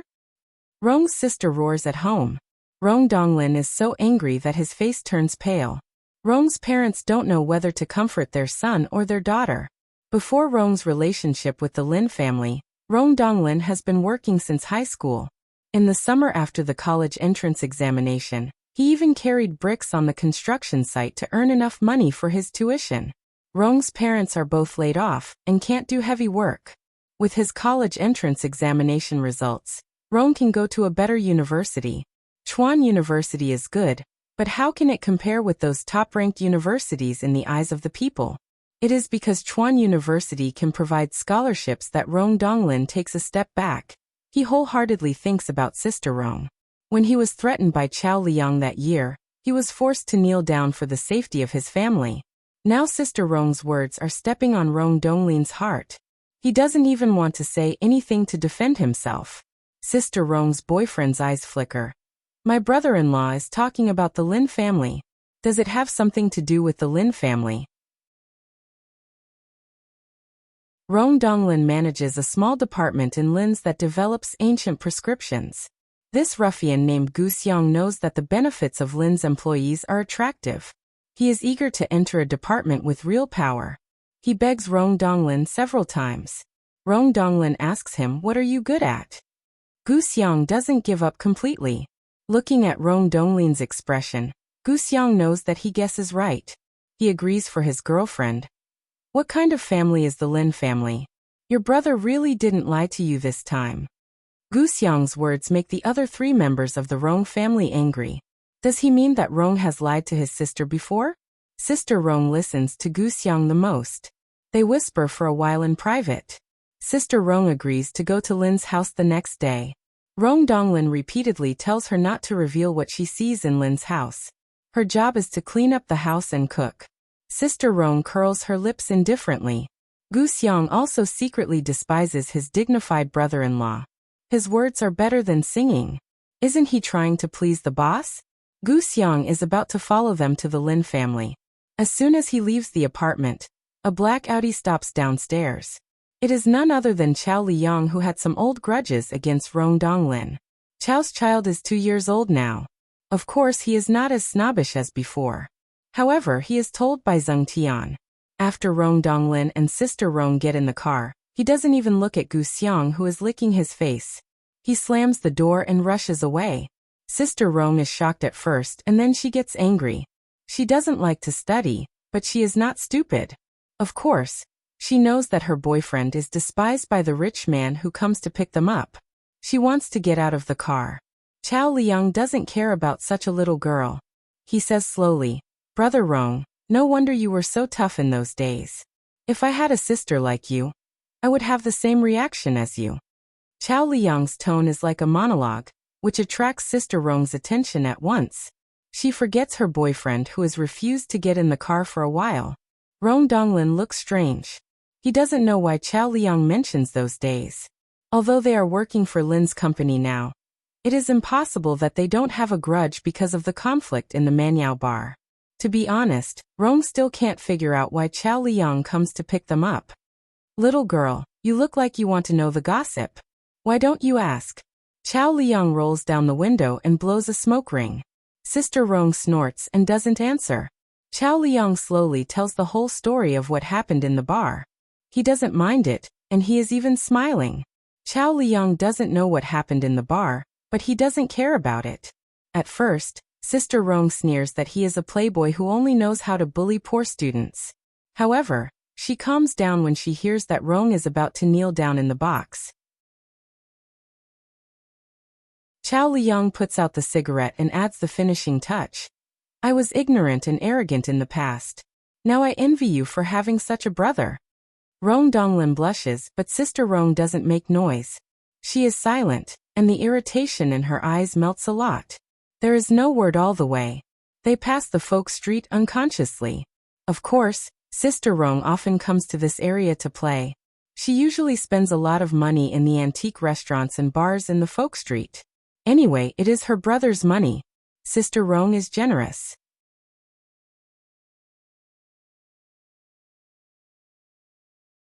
Chapter 324. The exquisite attic. The tidy and refreshing 3-foot square terrazzo floor tiles in the front yard are inclined to the architectural style of the Ming dynasty. The carved cornice looms under the branches of a big camphor tree. Even the black bricks on the wall are engraved with generous relief patterns. There is a half-hidden corridor, and the fragrance of melons and fruits in the backyard can be seen. Even if she is a delinquent girl, Sister Rong knows that the owner of such a large piece of land in the downtown of our city must be very noble to suppress the enclosure movement caused by the soaring housing prices in recent years. She is just like Auntie Li when she comes to Lin's house for the first time. Every step she takes, she feels that she is getting shorter. Only the exquisite Ming and Qing dynasty house escapes from her retina and gradually rises in her heart. However, Chao Liang, who looks like a boss, goes to pick them up. He says, "Sister Rong, thanks to you, this is the first time for me to step in." Chao Liang, who always has a driver, is also allowed to enter the house for the first time. Although Sister Rong is naughty, she is also temporarily shocked by such an imposing manner. She behaves like a quail. She looks a bit like Rong Donglin. When she is not roaring, she looks quiet and elegant. Seeing Zheng Tian coming out, Chao Liang says with a smile, "I have brought her to you. See you. Grandmaster will blame me if I don't invite you to a cup of tea. Rong, come with us." Zheng Tian does it on purpose. He pulls up the cuffs of his suit and reveals a famous diamond-studded watch. Sister Rong's eyelids twitch. In modern society, information spreads fast. Every young girl likes to read a few fashion magazines to keep up with the trend. This watch is a famous Swiss brand. Sister Rong remembers it clearly. It is a diamond-studded limited edition. It was released last month with a price of more than 1 million yuan, which can be exchanged for a sweet. Zheng Tian is a smart man. Many years ago, when he was still a playboy, he could lower himself to talk to Mr. Lin, who was fishing in front of the villa. After several years of tempering, he can only act cute in front of his close friends. In fact, he is very cunning. He is afraid that this little girl is short-sighted and can't recognize the really valuable advanced custom-made watch, so he deliberately brings this nouveau riche watch. It seems that he made the right choice. Zheng Tian pretends not to notice and takes Chao Liang and Rong Donglin to drink tea. No one greets Sister Rong. She grits her teeth and follows them. Take a seat first. I'll make the tea. He went out with a kettle and teacups. There were also some small bamboo jars on the tray, which seemed to be used to store tea leaves. Master Zheng and Yuan Yi have been in charge of Lin's for several years. They have learned a lot about medicine from the eldest school brother. Seeing Chao Liang's dark eyes, they know that he may not sleep well recently. They choose 2 pieces of ginseng and goji berries, and make a cup of tranquilizing tea. Ginseng nourishes the body and wolfberry calms the nerves. Liang, you have to rest well. Rong, on the other hand, is preoccupied and listless. Xiao Tianzi makes him a cup of refreshing tea guanyin. Old Rong, look at you, you look like an old man in his 70s or 80s. Come, drink tai guanyin to refresh yourself. This is the good stuff that Master saved. If it weren't for the 2 of you, I wouldn't have dared to steal it to drink. The tea is fragrant. Sister Rong finds that Zheng Tian is more like a qualified housekeeper than her, but he wears a luxurious watch. Sister Rong can't guess his identity. Thinking of this, she has some expectations. This person is so glib. What kind of tea does he make for her? Zheng Tian makes a cup of lemon tea for Sister Rong. Sister Rong can't recognize famous tea, but she can recognize lemon slices. She is annoyed. There are so many bamboo tubes, but this person makes a cup of lemon tea for her. Does he bully her because she is a nanny? She is young and used to live in the Rong family. She can't hide her emotions. When she takes the cup of tea, she doesn't hold it firmly. Some tea spills on the back of Zheng Tian's hand, and even stains his cuff. Sister Rong is stunned and forgets to apologize for a moment. She really doesn't intend to scald him with tea. Chao Liang screams. Zheng Tian puts the tea aside and takes off his watch. He puts it on the table and runs to deal with his hand. Brother! Rong Donglin puts down the tea and comforts her. It's okay. I know you didn't mean it. Zheng Tian won't blame you. Sister Rong only feels that her brother is very easy to talk to today. Without my Mang, she doesn't have to be a needlepoint. She is willing to be a well-behaved sister. Sister Rong is attracted by the familiar name, Zheng Tian again. She doesn't know that the atmosphere between her and her brother today is so harmonious, because her boyfriend who likes to fan the flames is not here. Zheng Tian, by the way, his name is Zheng Tian. He is the heir of Zheng's real estate. He is the first eligible bachelor in our city that was gossiped about in the magazine last month. Who is the Lin family? How can the heir of Zheng serve tea? Sister Rong looks at her hands. Is she here to take over Zheng Tian's work? Zheng Tian changes his clothes and rushes to them. Liang Rong, we have to go to the company. Something urgent has happened. Chao Liang guesses something. Rong is honest. He doesn't worry about whether Sister Rong can get used to the environment of Lin's family. He encourages her and runs away with Zheng Tian. Lin's house is quiet and empty. Only Sister Rong is left in the living room. She feels embarrassed. She thinks about it. It is so shameful to be rejected on the first day. Who doesn't know how to be a nanny? After sitting for a while, she stands up and takes the initiative to clean up the mess. Beside the teacup, there is the watch that Zheng Tian forgot to take away. It shines very brightly in the sunlight. Sister Rong's eyelids twitch for the second time. This is a top watch worth millions of yuan.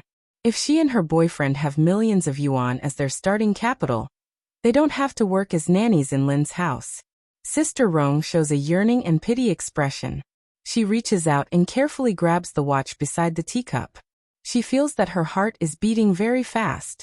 Mrs. Lin comes home with a happy face with lots of bags in her hands.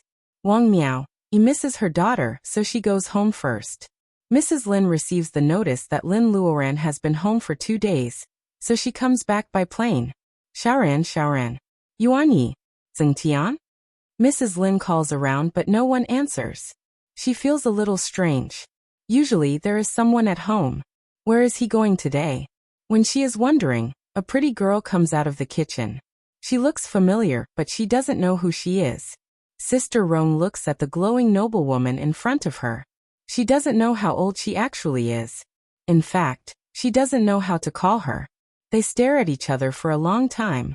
Sister Rong thinks that she also lives outside. Why doesn't she have the courage today? Sister, I am the new nanny. You can call me Rong. Hearing the word Rong, Mrs. Lin hesitates.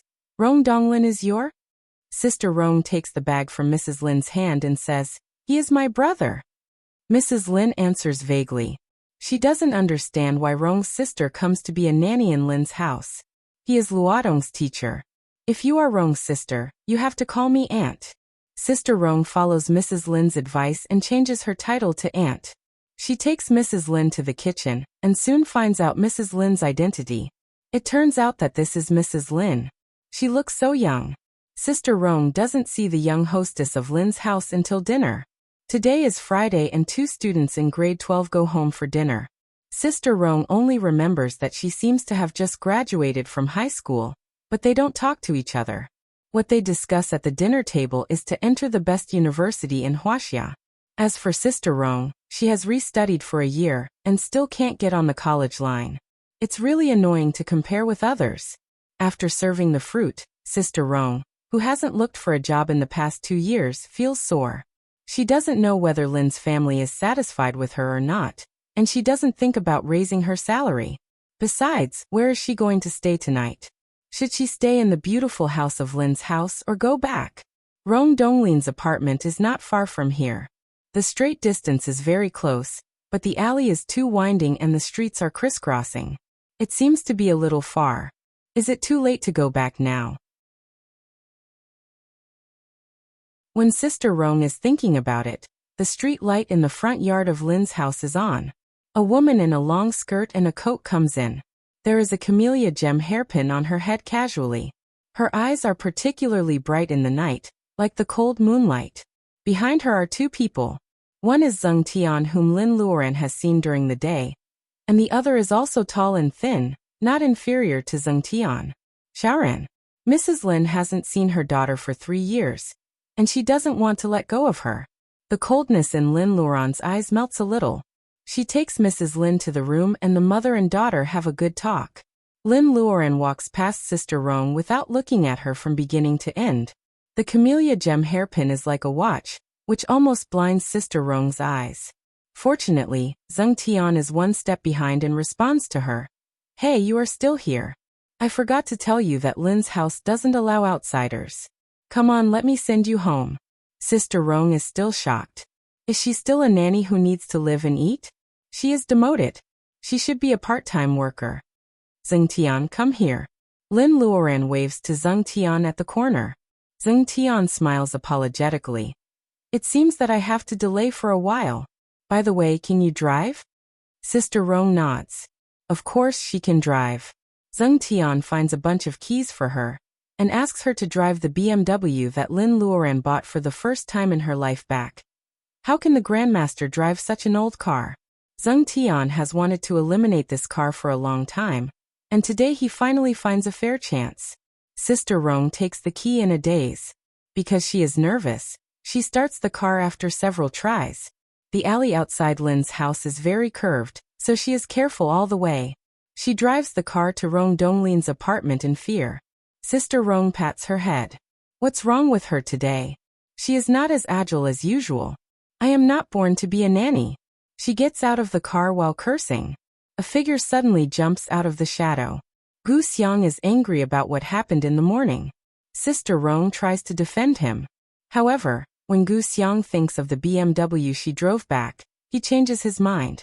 He asks her if she went to the home of the big boss of Lin's pharmaceutical factory, who she met today, and whether she had a hard time. Sister Rong is physically and mentally exhausted. For the first time, she feels that her boyfriend is very noisy. Rong Donglin turns around at the stairs.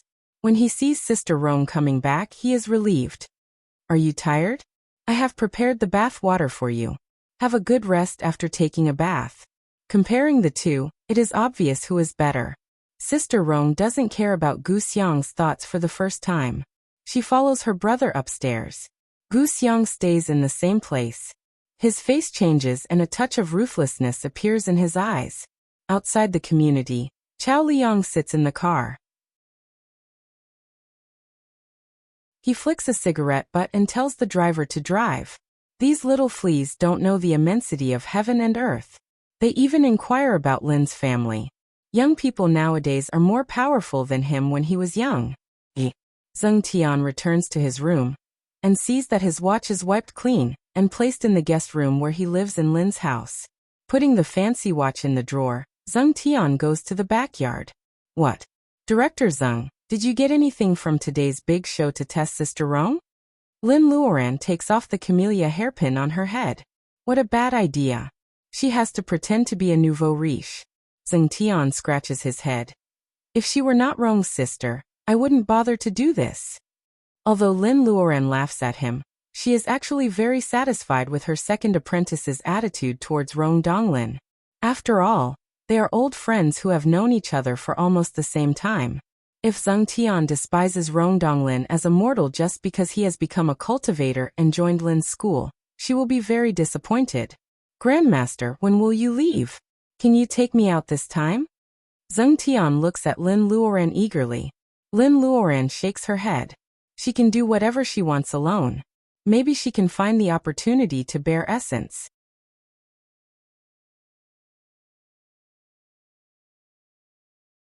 Chapter 325. In May, pedestrians in Jinling have begun to wear short sleeves and long skirts. This year's new summer clothes are on the market. Women in Jinling look more beautiful with fair skin. Most of the girls in Rong City have delicate facial features, while girls in Jinling are tall and fair-skinned. Wearing a pair of sunglasses, Lin Luoran is not as eye-catching as when she walks on the street in Rong City. Lin Luoran is very satisfied with the situation.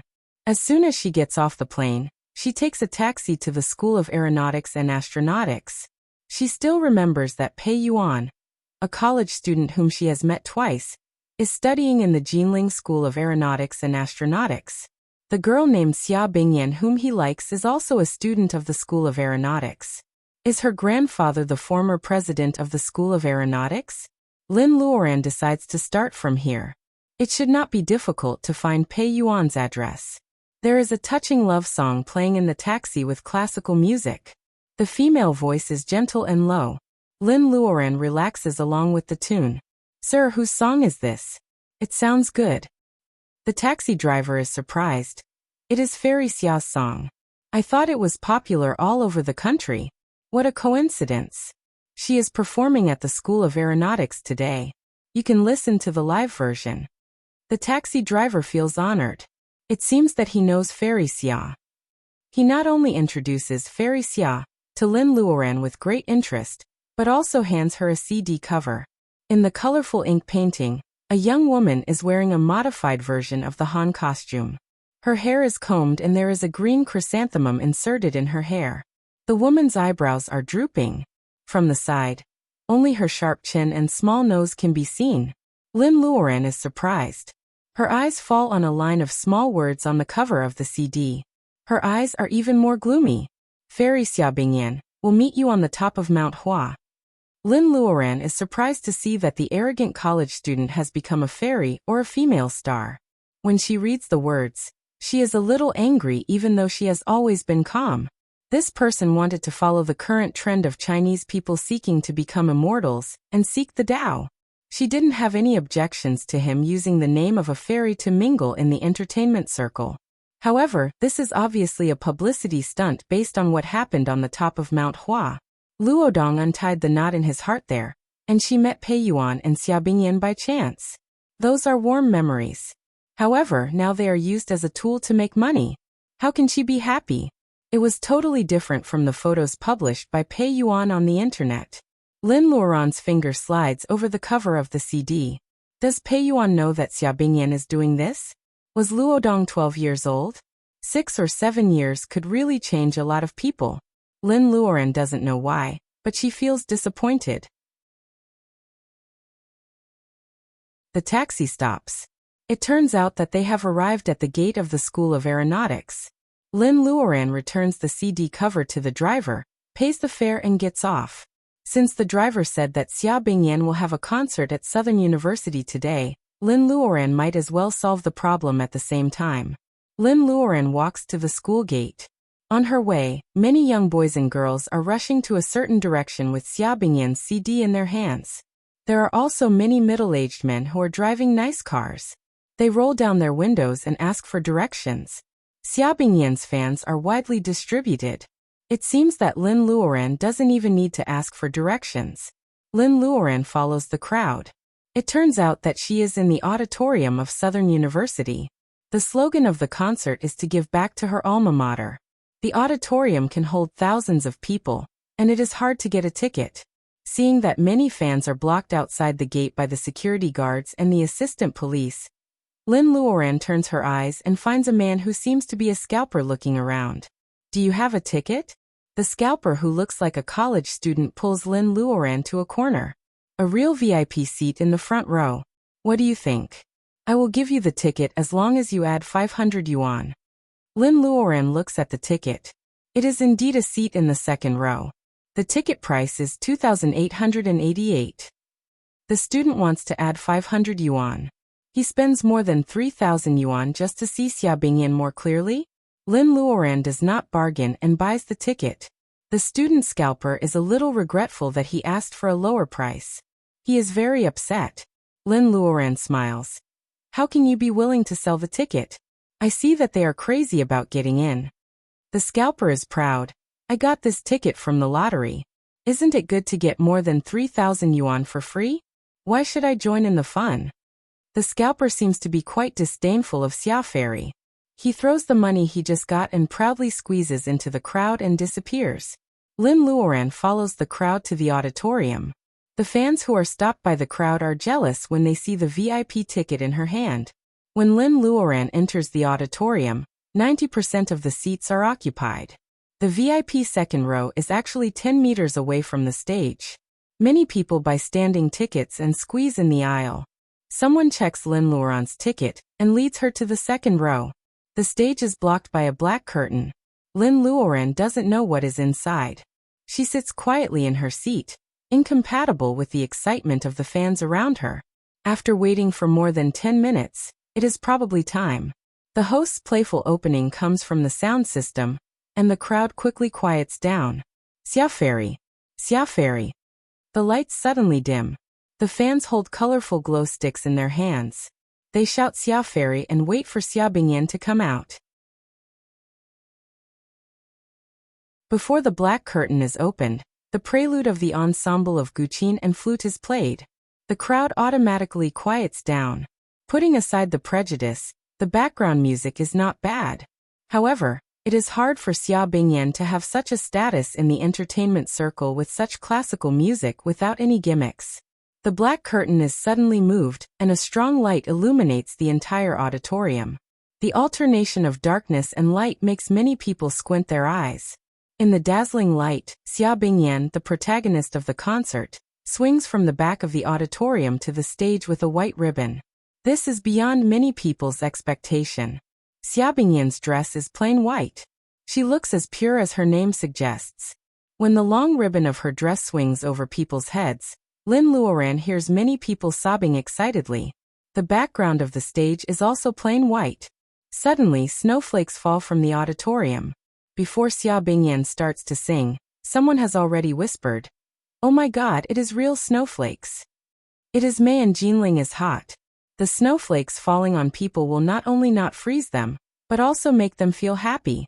No matter how good Xia Bingyan is, the planner is good. Xia Bingyan starts to sing. She is singing in classical Chinese, but some fans can follow the lyrics. It seems that these people really love this style. Lin Luoran has been sitting quietly in her seat, staring at Xia Bingyan on the stage without saying a word. Looking at the waving glow sticks under the stage, Xia Bingyan feels that she is walking on the clouds. She feels so light and warm.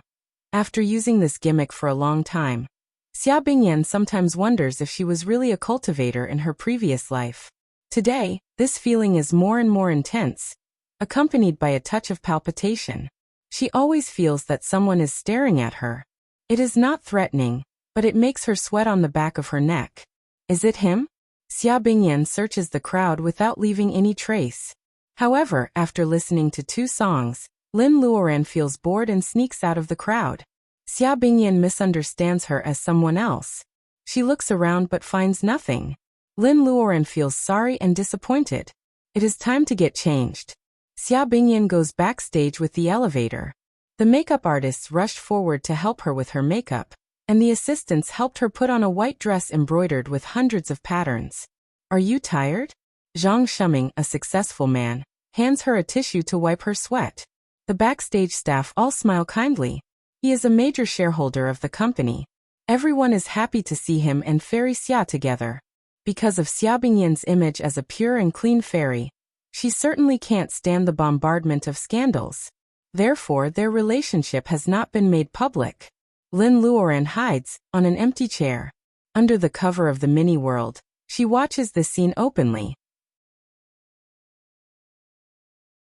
The man who was with Xia Bingyan was Zhang Shuming? Where is Pei Yuan? Things seem to be different from what she imagined. He seems to be here today. Xia Bingyan lowers her eyes so that the makeup artist can change the color of her eyeshadow. Zhang Shuming's eyes flash with cruelty. Then he smiles gently. Of course not. Pei Yuan should be abroad now. In fact, it is just a gimmick. What's wrong with that? He is such a busybody. He treats others better than he treats you. Xia Bingyan's face turns colder. They talk for a while and Lin Luoran relaxes her frown.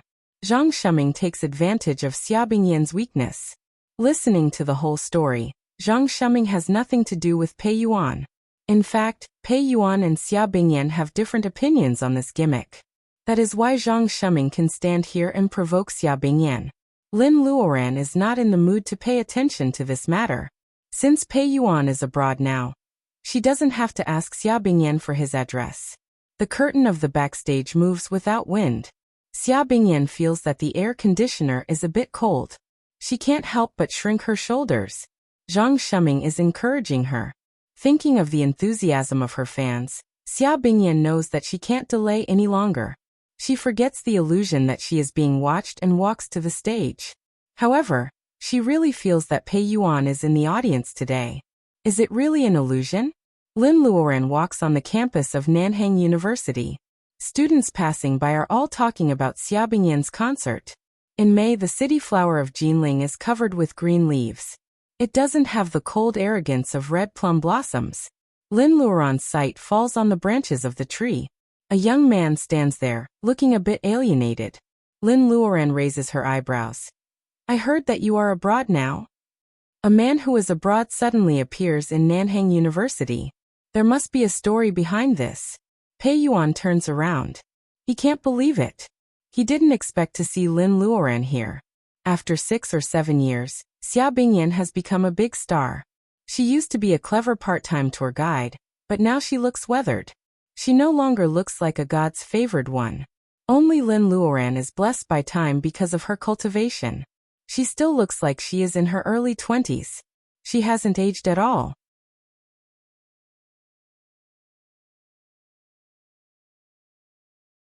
Chapter 326. Lin Luoran invites Pei Yuan to have a cup of hot soybean milk in the cafeteria. The music and the cheers of fans make the cafeteria quiet. Lin Luoran chooses a seat by the window on the second floor and orders a bowl of duck blood and vermicelli soup, a specialty of Jinling. The vermicelli is chewy with some chili oil. The duck giblets don't smell fishy. Lin Luoran sprinkles some chopped green onions on top, which is good food in the cafeteria. Seeing the fairy eating duck blood and vermicelli in front of him, Pei Yuan's loneliness fades a little. After the trip to Mount Hua that year, we got closer and closer. When we graduated from college, we were already a couple.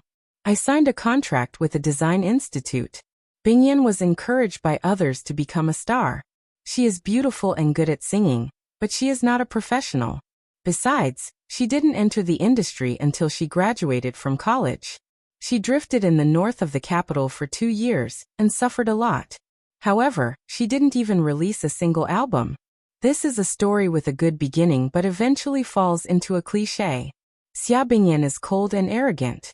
Her relationship with Pei Yuan is complicated. She goes to the north because she wants to prove herself. Subconsciously, she wants to surpass Lin Luoran, whom she once met. The star path, which was the center of attention, could give people the feeling of vanity. Pei Yuan stays in the Design Institute. Long-distance relationships are unpredictable. During the 2 years, Xia Bingyan's road to becoming a star is not smooth, while Pei Yuan becomes the director of a small project in the Design Institute. He has a bright future. Xia Bingyan is 25 years old now. It is even harder for a woman of this age to become famous in the entertainment circle. Pei Yuan once jokingly said that he would raise Xia Bingyan. This is already a proposal. Xia Bingyan can't let go of her pride. She stays in the capital. Zhang Shuming, who got a lunchbox, returns as a major shareholder of an entertainment company. The cliché story begins here. The long distance between Pei Yuan and Xia Bingyan makes them drift apart. One day, Pei Yuan sees Xia Bingyan in an ancient costume at a game conference on TV. Xia Bingyan is the spokesperson of the game. They have a fierce quarrel. Xia Bingyan accuses Pei Yuan of not knowing the hardships of being a star. Pei Yuan points out that Xia Bingyan has betrayed her dream of singing. Later, Xia Bingyan is packaged as a fairy. She becomes famous with the enthusiasm of the people of the state of Wuxia. When Pei Yuan sees the slogan, "Meet at the top of Mount Hua," he is worried that Lin Luoran might accidentally see the CD somewhere in the state of Wuxia and bring trouble to Xia Bingyan. At the same time, he feels sad for his girlfriend. They quarrel fiercely. Pei Yuan goes far away from home, and Xia Bingyan takes advantage of the east wind. By the time Pei finishes his story, the soybean milk has gone cold, and of Luoran of Lin.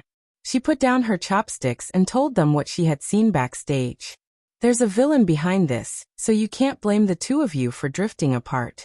I won't pursue this matter, but as for your matter, Pei Yuan smiles bitterly. I have long known that Zhang Shuming took advantage of the situation, but the problem comes from us. Flies don't bite seamless eggs. She is arrogant and soft. This is not the first time that she misunderstood me. Lin Luoran is speechless. It seems that last time in Mount Hua, it was also Xia Bingyan's roommate who made her lose the possibility of starting a relationship with Pei Yuan. What can she say? She doesn't care about others using her as a gimmick. However, Pei Yuan and Xia Bingyan are two extremes. Pei Yuan is not Zhang Shuming. He seems to have a glib tongue, but he can't be humble and lose his dignity. Xia Bingyan, on the other hand, is a proud girl. She grows up in flattery. Naturally, she can't accept her boyfriend's stubbornness, never mind. When the pink tone of love fades, life should go back to how it should be. What's your plan in the future? Pei Yuan hesitates. Maybe I should go abroad. Lin Luoran smiles. Don't you want to stay and serve your country? I left in a hurry and annoyed the leaders of the Design Institute. They blocked my file. In the state of Wuxia, it is very difficult to find a job in a research institute or design institute without a file. Lin Luoran thinks for a while and asks, is your major related to aerospace technology? Pei Yuan nods. An undergraduate student of aerospace technology can also enter the design institute. Pei Yuan must have a solid basic knowledge. Lin Luoran has an idea. Hey, you didn't throw away the 2 cushions, did you, Pei? Speaking of the rush cushion, Pei Yuan inevitably remembers what happened on the top of Mount Hua. It seems that it happened yesterday. It has been more than 6 years, but he and Xia Bingyan can never go back to the place they used to be. Of course, the cushions are still there. They are in Pei Yuan's hometown. Lin Luoran borrows a pen and paper from the staff of the cafeteria. She writes down the address of Lin's family and Yuan Ye's phone number. She asks Pei Yuan to take the cushions to the city first. Yuan Yi will contact Lu Sanchun for him. If there is no problem with Lu Sanchun's background, Yuan Yi will arrange for Pei to go to the base. Pei Yuan is in a daze with the note in his hand. He wants to ask more questions, but Lin Luoran is gone.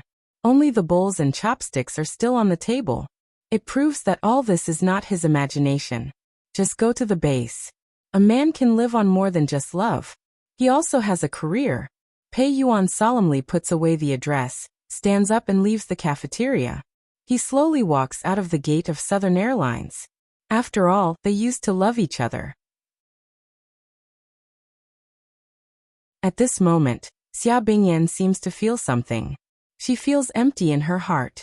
She doesn't see Pei Yuan in the crowd. She seems to have lost the boy who loved to make her laugh forever. Her youth will never come back. Time flies. From now on, Xia Bingyan is the only one left on this road. She is singing a happy song. Xia Bingyan's tears overflow and her makeup is wet. The fans who had been cheering and waving flags suddenly realized that the perfect idol on the stage had squatted down without a care for her image, crying like a willful little girl. Life is like this. Sometimes, there is no next time. There is no chance to start again. There is no pause to continue. If you miss this moment, you will never have another chance. After dealing with the trivial matters, Lin Luoran sets off with a light pack. She books the train ticket for the evening and buys some snacks to fool people.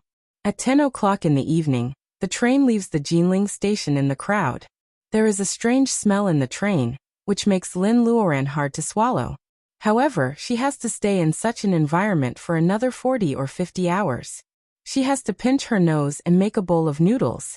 At 11 o'clock, Lin Luoran lies on the berth and covers herself with the quilt. Soon, she falls asleep. Without cultivating, without using any spells, she could only turn herself into the most ordinary traveler and look at this journey with an ordinary heart. Perhaps only then could she find what she wanted. The next day, Lin Luoran can hardly notice the strange smell in the carriage. She feels that she has completely blended in here. At 7:30 on the third day, Lin Luoran arrives at the destination. Lhasa at night looks no different from other inland cities. Lin Luoran is a little short of oxygen. She takes a rest to recover. Some people speak Tibetan, and some people in suits speak Mandarin with regional accents. Lin Luoran squeezes out of the station along with the crowd. This place is very chaotic at night. She doesn't wander in the city at night. Instead, she finds a family hotel, takes a hot bath, and eats some very authentic mutton skewers downstairs with the smell of mutton. There are also scones.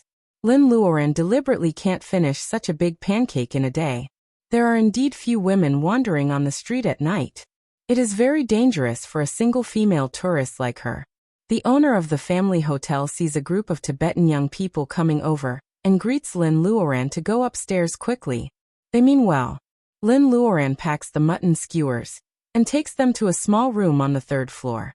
The bed is clean. She watches TV for a while, but there is only a local channel. She hasn't learned Tibetan. After eating the mutton skewers, she simply falls asleep. In the middle of the night, the smell of mutton makes her get up to drink water. Looking out of the window, the noisy city has become quiet. Although Lhasa is not the same as she imagined, Lin Luoran still feels that she is half asleep. Someone is holding a prayer wheel and chanting tantric scriptures that she doesn't understand. The next morning, Lin Luoran drinks the butter tea provided by the hotel. She eats 2 meat buns with tea and checks out. She carries a big bag to the inner city. The new city of Lhasa is centered on the Patala Palace and Barker Street. It reaches the Sera Temple in the north and Duelong-Duching County in the west. Looking at the city of Lhasa, there are posts and telecommunications buildings, news buildings, Lhasa hotels, Tibetan hotels, and all kinds of buildings. They are intertwined with each other, continuous and continuous. It is said that when Princess Wenqing married to Tubo, this place was still a grassy beach. After the construction of the Jokhang Temple and the Jokhang Temple, the number of preaching monks and people coming to worship Buddha increased. Songzon Gampo also expanded the palace in Hongshan. This place gradually became a famous city on the plateau. Therefore, only when you arrive at the Jokhang Temple and the Balong Street can you say that you have arrived at the real Lhasa. Lin Luoran silently listens to the 2 tourists around her talking about the history of Lhasa. She decides to go to the Jokhang Temple to have a look.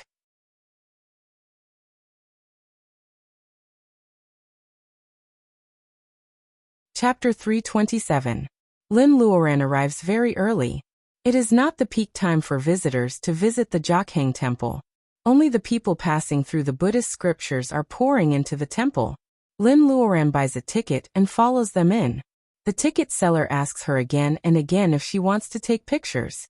If she wants to take pictures, she needs to buy another ticket. Lin Luoran finds that the ticket is more expensive than the price of the school. She can imagine the scenery inside the Jokhang Temple. However, it is a sacred place of Buddhism. Ordinary tourists don't mind. It is disrespectful for a cultivator like Lin Luoran to take pictures in the temple, even though she knows the Buddha is real. After entering the gate, Lin Luoran sees the compound which combines the architectural styles of Tang, Tibetan, Nepalese and Indian. Lin Luoran doesn't follow the established tour route. She stops here and there, and turns to a mural. She takes a closer look, and finds that it is the appearance of the early Patala Palace, and the scene of filling the lake to build the Jokhang Temple. Lin Luoran appreciates it for a while, and then turns into the main hall. The first small hall is dedicated to Tsongkhapa and his 8 disciples, who are the promoters of the Yellow Sect. Lin Luoran is about to step in but is stopped by an invisible light curtain. Why can other people go in and out as usual, but she can't?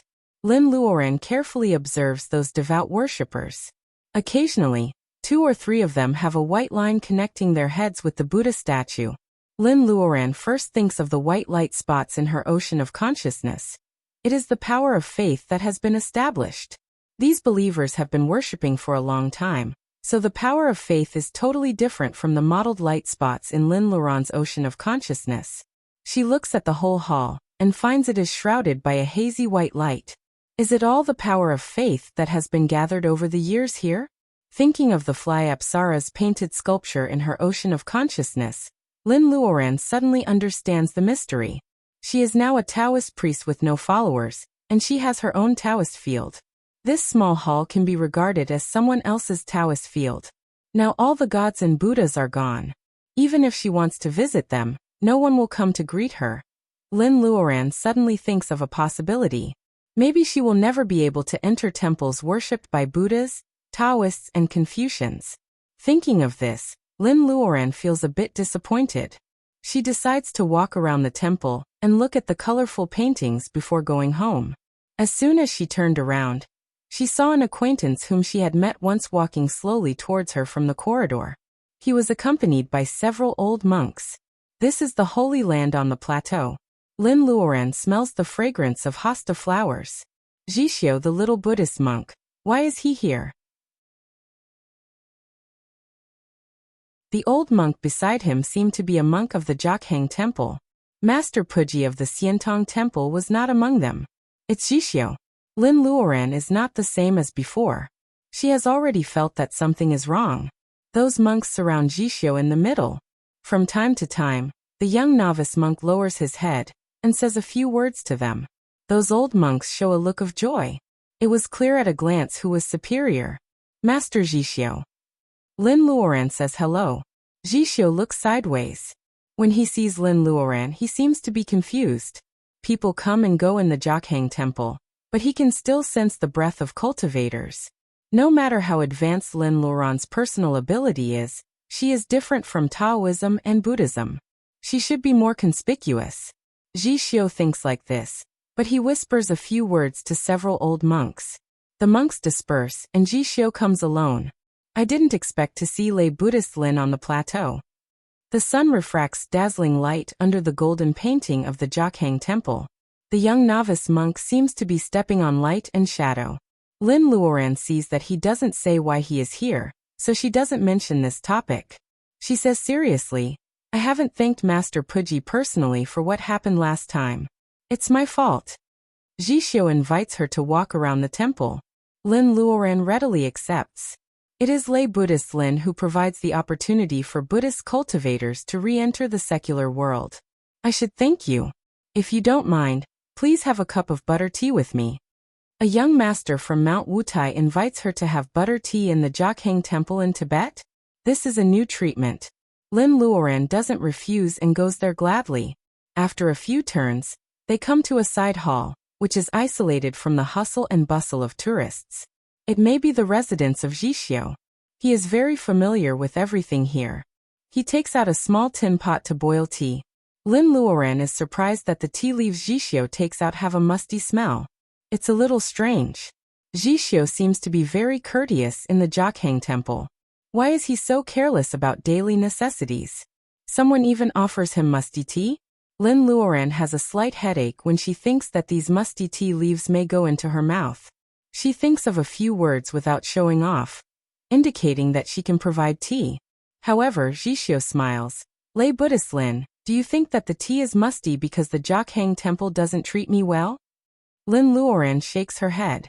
She is not so superficial. However, Jishio's words also mean that he refuses her to provide tea. Lin Luoran no longer insists.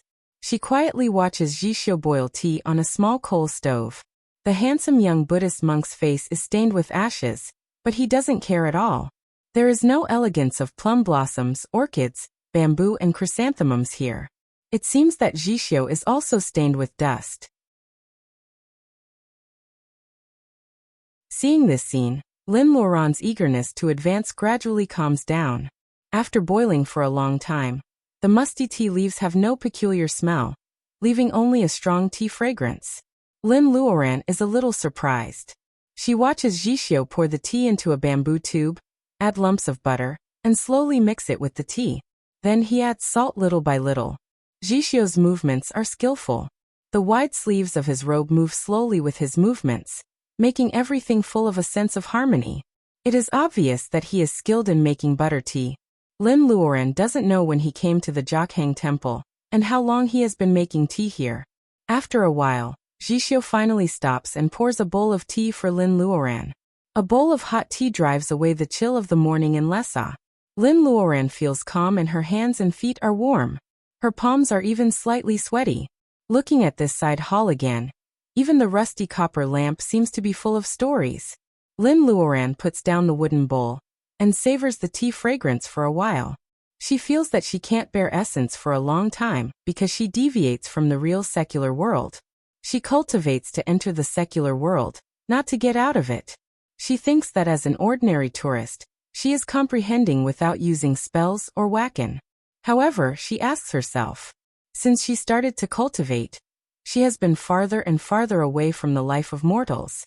Thinking about it carefully, how long has it been since she started to fly without relying on fire spells, water spells to gather water, or the wind riding spell? Master Jishio, this is really a bowl of good tea. Lin Luoran figures out some key points and smiles all over her face. After saying goodbye to Jishio, she walks slowly along the cloister like a real ordinary person who will be happy to see colorful paintings instead of looking down at them. This time, she doesn't think about her identity as a cultivator, the power of faith, and the colored sculpture in her ocean of consciousness. Without any hindrance, she enters the hall that she couldn't enter before. Lin Luoran happily visits the entire Jokhang Temple. When she walks out of the gate, it is already afternoon. Her figure is submerged in the tourists. On a tall building, Jishio, a young Buddhist monk, stands at the railing thoughtfully. Holy monk! An old monk greets him. He doesn't know what Jishio is looking at. Jishio shakes his head. I am not qualified to receive the precepts. How can I be called a holy monk? Don't mention this name again. The old monk is timid and doesn't know what to say. He knows how to change the topic when he is desperate, so he asks Jishio what he is looking at. Jishio smiles but says nothing. The old monk is confused for a while, and also looks into the distance. There are so many people inside and outside the Jokhang Temple. He doesn't know who has attracted Jishio's attention. Jishio returns to the side hall and picks up the wooden bowl that Lin Luoran used to drink. The young Buddhist monk's delicate eyebrows are a little confused. A bowl of tea can make her have an epiphany. What an enviable talent. However, why do I feel that when she is distracted, there is a fluctuation of the power of faith? It is said that Taoism and Buddhism are not interlinked. What's the use of a cultivator carrying a Buddhist cultivator's magic weapon? The sky gradually darkens and the side hall is quiet. Jishio's robe moves without wind. The temperature difference at night in Tibet is huge. He gets up and closes the heavy door of the hall.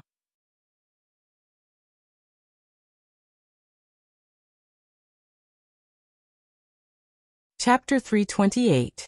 Tibetan herdsmen already have houses, but they have to migrate within a certain range to graze. Some families still keep the custom of migrating with the seasons. Deep in the Naka grassland, there are still sporadic Mongolian yurts. This afternoon, in the distance of the grassland, the sky is dyed with thick colors by the burning clouds. Zhe Yitong's mom finally comes back with the sheep. There is a black spot in the distance. The person on the horse must be her mom, Dunju. Nana, Nana, look, mom is back. Zhe Yitong's little face is blushing from the plateau. An old lady with braids comes out of the Mongolian yurt first. She is old and her eyesight is poor. She squints for a while until the woman driving the sheep on the horse gets closer. She finally recognizes that it is Zhe Yitong's mom. Dunju, you come back late today. The woman doesn't get off the horse as usual. Instead, she waves to her daughter. Zhe Yitong, come and help me. Zhe Yitong runs over and sees a person behind her mom.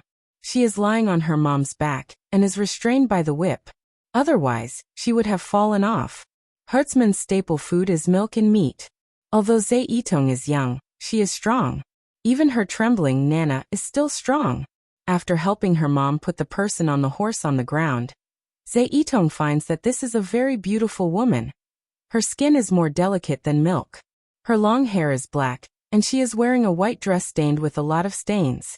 Moving her hair aside, Zhe Yitong finds that her eyes are closed and her brows are frowning. It seems that she is still admitting great pain in her sleep. Mom, who is she? Zhe Yitong finds that the woman has nothing but neat clothes and a big pearl on her wrist. Dunju is busy fixing the sheep pen and has no time to answer Zhe Yitong. I picked her up by the lake. I don't know if she was robbed. She has nothing to prove her identity. Such a slender and fair-skinned woman doesn't look like a Tibetan. Dunju shakes her head. This female tourist is really bold. She dares to go deep into the Naka grassland alone. She hopes that she is not hurt except for her money. Seeing her mom is busy, Zhe Yitong claps her hands. A big dog helps to drive cattle and sheep out. With the help of the big dog, the little girl finally dragged the unconscious woman back to the yurt. Her Nana is cooking dinner. Zhe Yitong cleans up the dirt on the woman's body like a little mistress. TSK, what kind of material is this dress made of? It looks so beautiful and doesn't even have mud on it. Seeing that the woman's clothes were bare, she covered herself with a blanket and ran out to help her mother. When Zhe Yitong returns to the yurt, the woman has not woken up yet. Nana is making fragrant. Thinking of the delicious fragrant, Zhe Yitong can't help swallowing. Nana only cooks delicious food when her mother, Dunju, is at home. Nana says that her mother is the pillar of the family, and she must make sure that Dunju eats well. In Xiangzhai, the potatoes were boiled until they were 80% done, peeled, drained, and cut into small pieces. Zhe Yitong's Nana has finished the preliminary work. She is now cutting the green onions. The oil in the pan is already smoking. Nana puts the green onions into the pan for a while, and pours them into the stone trough. Then there is the paste curry powder, which is mixed with cold water. It is poured into the oil pan to make curry. Like the green onions, it is also prepared. The mutton is chopped into pieces and fried with butter. Then it is stewed in the pan. Nana stirs the mutton in the pan, and goes to make butter tea. Zhe Yitong is left to guard the pan. She is so hungry. Cooking in Xiangzhai is too complicated. Zhe Yitong hasn't eaten it for 2 or 3 months. She misses the taste very much, so she is reluctant to leave the pan. The smell of stewed mutton gradually fills the yurt. Dunju lifts the blanket and comes in. Nana makes the butter tea and hands her a bowl. Drinking the fragrant buttered tea, Dunju feels much better after a day of tiredness. She looks at the woman she saved and finds that her face is abnormally flushed. She has a fever. She doesn't know how long the woman has been in a coma by the lake. The water must have cooled her body, so she has a fever. There is still some brown sugar at home. Dunju asks Zhe Yitong to boil ginger brown sugar water. Zhe Yitong jumps over and touches the woman's forehead. It is really hot. No matter how reluctant she is to leave the pot of mutton, she has to leave to boil the brown sugar water. Nana sees that the mutton is almost stewed. She adds potatoes, oil curry, salt, ginger, fennel, cloves, Tibetan cardamom and other seasonings. She takes a small stick and stirs it. When it is done, the Xiangzhai is ready to eat. The 3 people in the yurt are busy. Zhe Yitong quickly drinks the woman she saved with brown sugar water. Because the woman she saved has a fever for a whole night, Zhe Yitong feels that the Xiangzhai dinner is tasteless. There seem to be only 3 women in this family. Dunju is the only main labor force. Because they have to graze tomorrow, Zaitong's Nana drives Dunju to rest. She and Zaitong take turns to take care of the woman. Zaitong keeps watch for most of the night. She is a child who sleeps well. She can't stand it and falls asleep before dawn. She is woken up by her Nana. It turns out that the woman has woken up. Nana is touching her forehead. My name is Zaitong. My mother said my name stands for olive. What about you? Zaitong also went to school and can speak Wuxia Chinese. The woman frowns. Name? I don't remember. Her voice is clear and moving. Her Mandarin is also very standard. Zaitong feels that women speak very well. But how can she forget her own name? Is it because she has a fever? Anner, come on, bring the heated milk. Zaitong yells at Anner. Anner is the woman her family saved a week ago. She doesn't remember her name and has no ID card. She begs Zaitong's family to take her in temporarily, so Zaitong gives her the name Anner for convenience. Anner means pomegranate. Although she doesn't remember who she is, Zaitong finds that she knows a lot of things. She is strong and diligent. Therefore, Zaitong's Nana and her mother like her very much.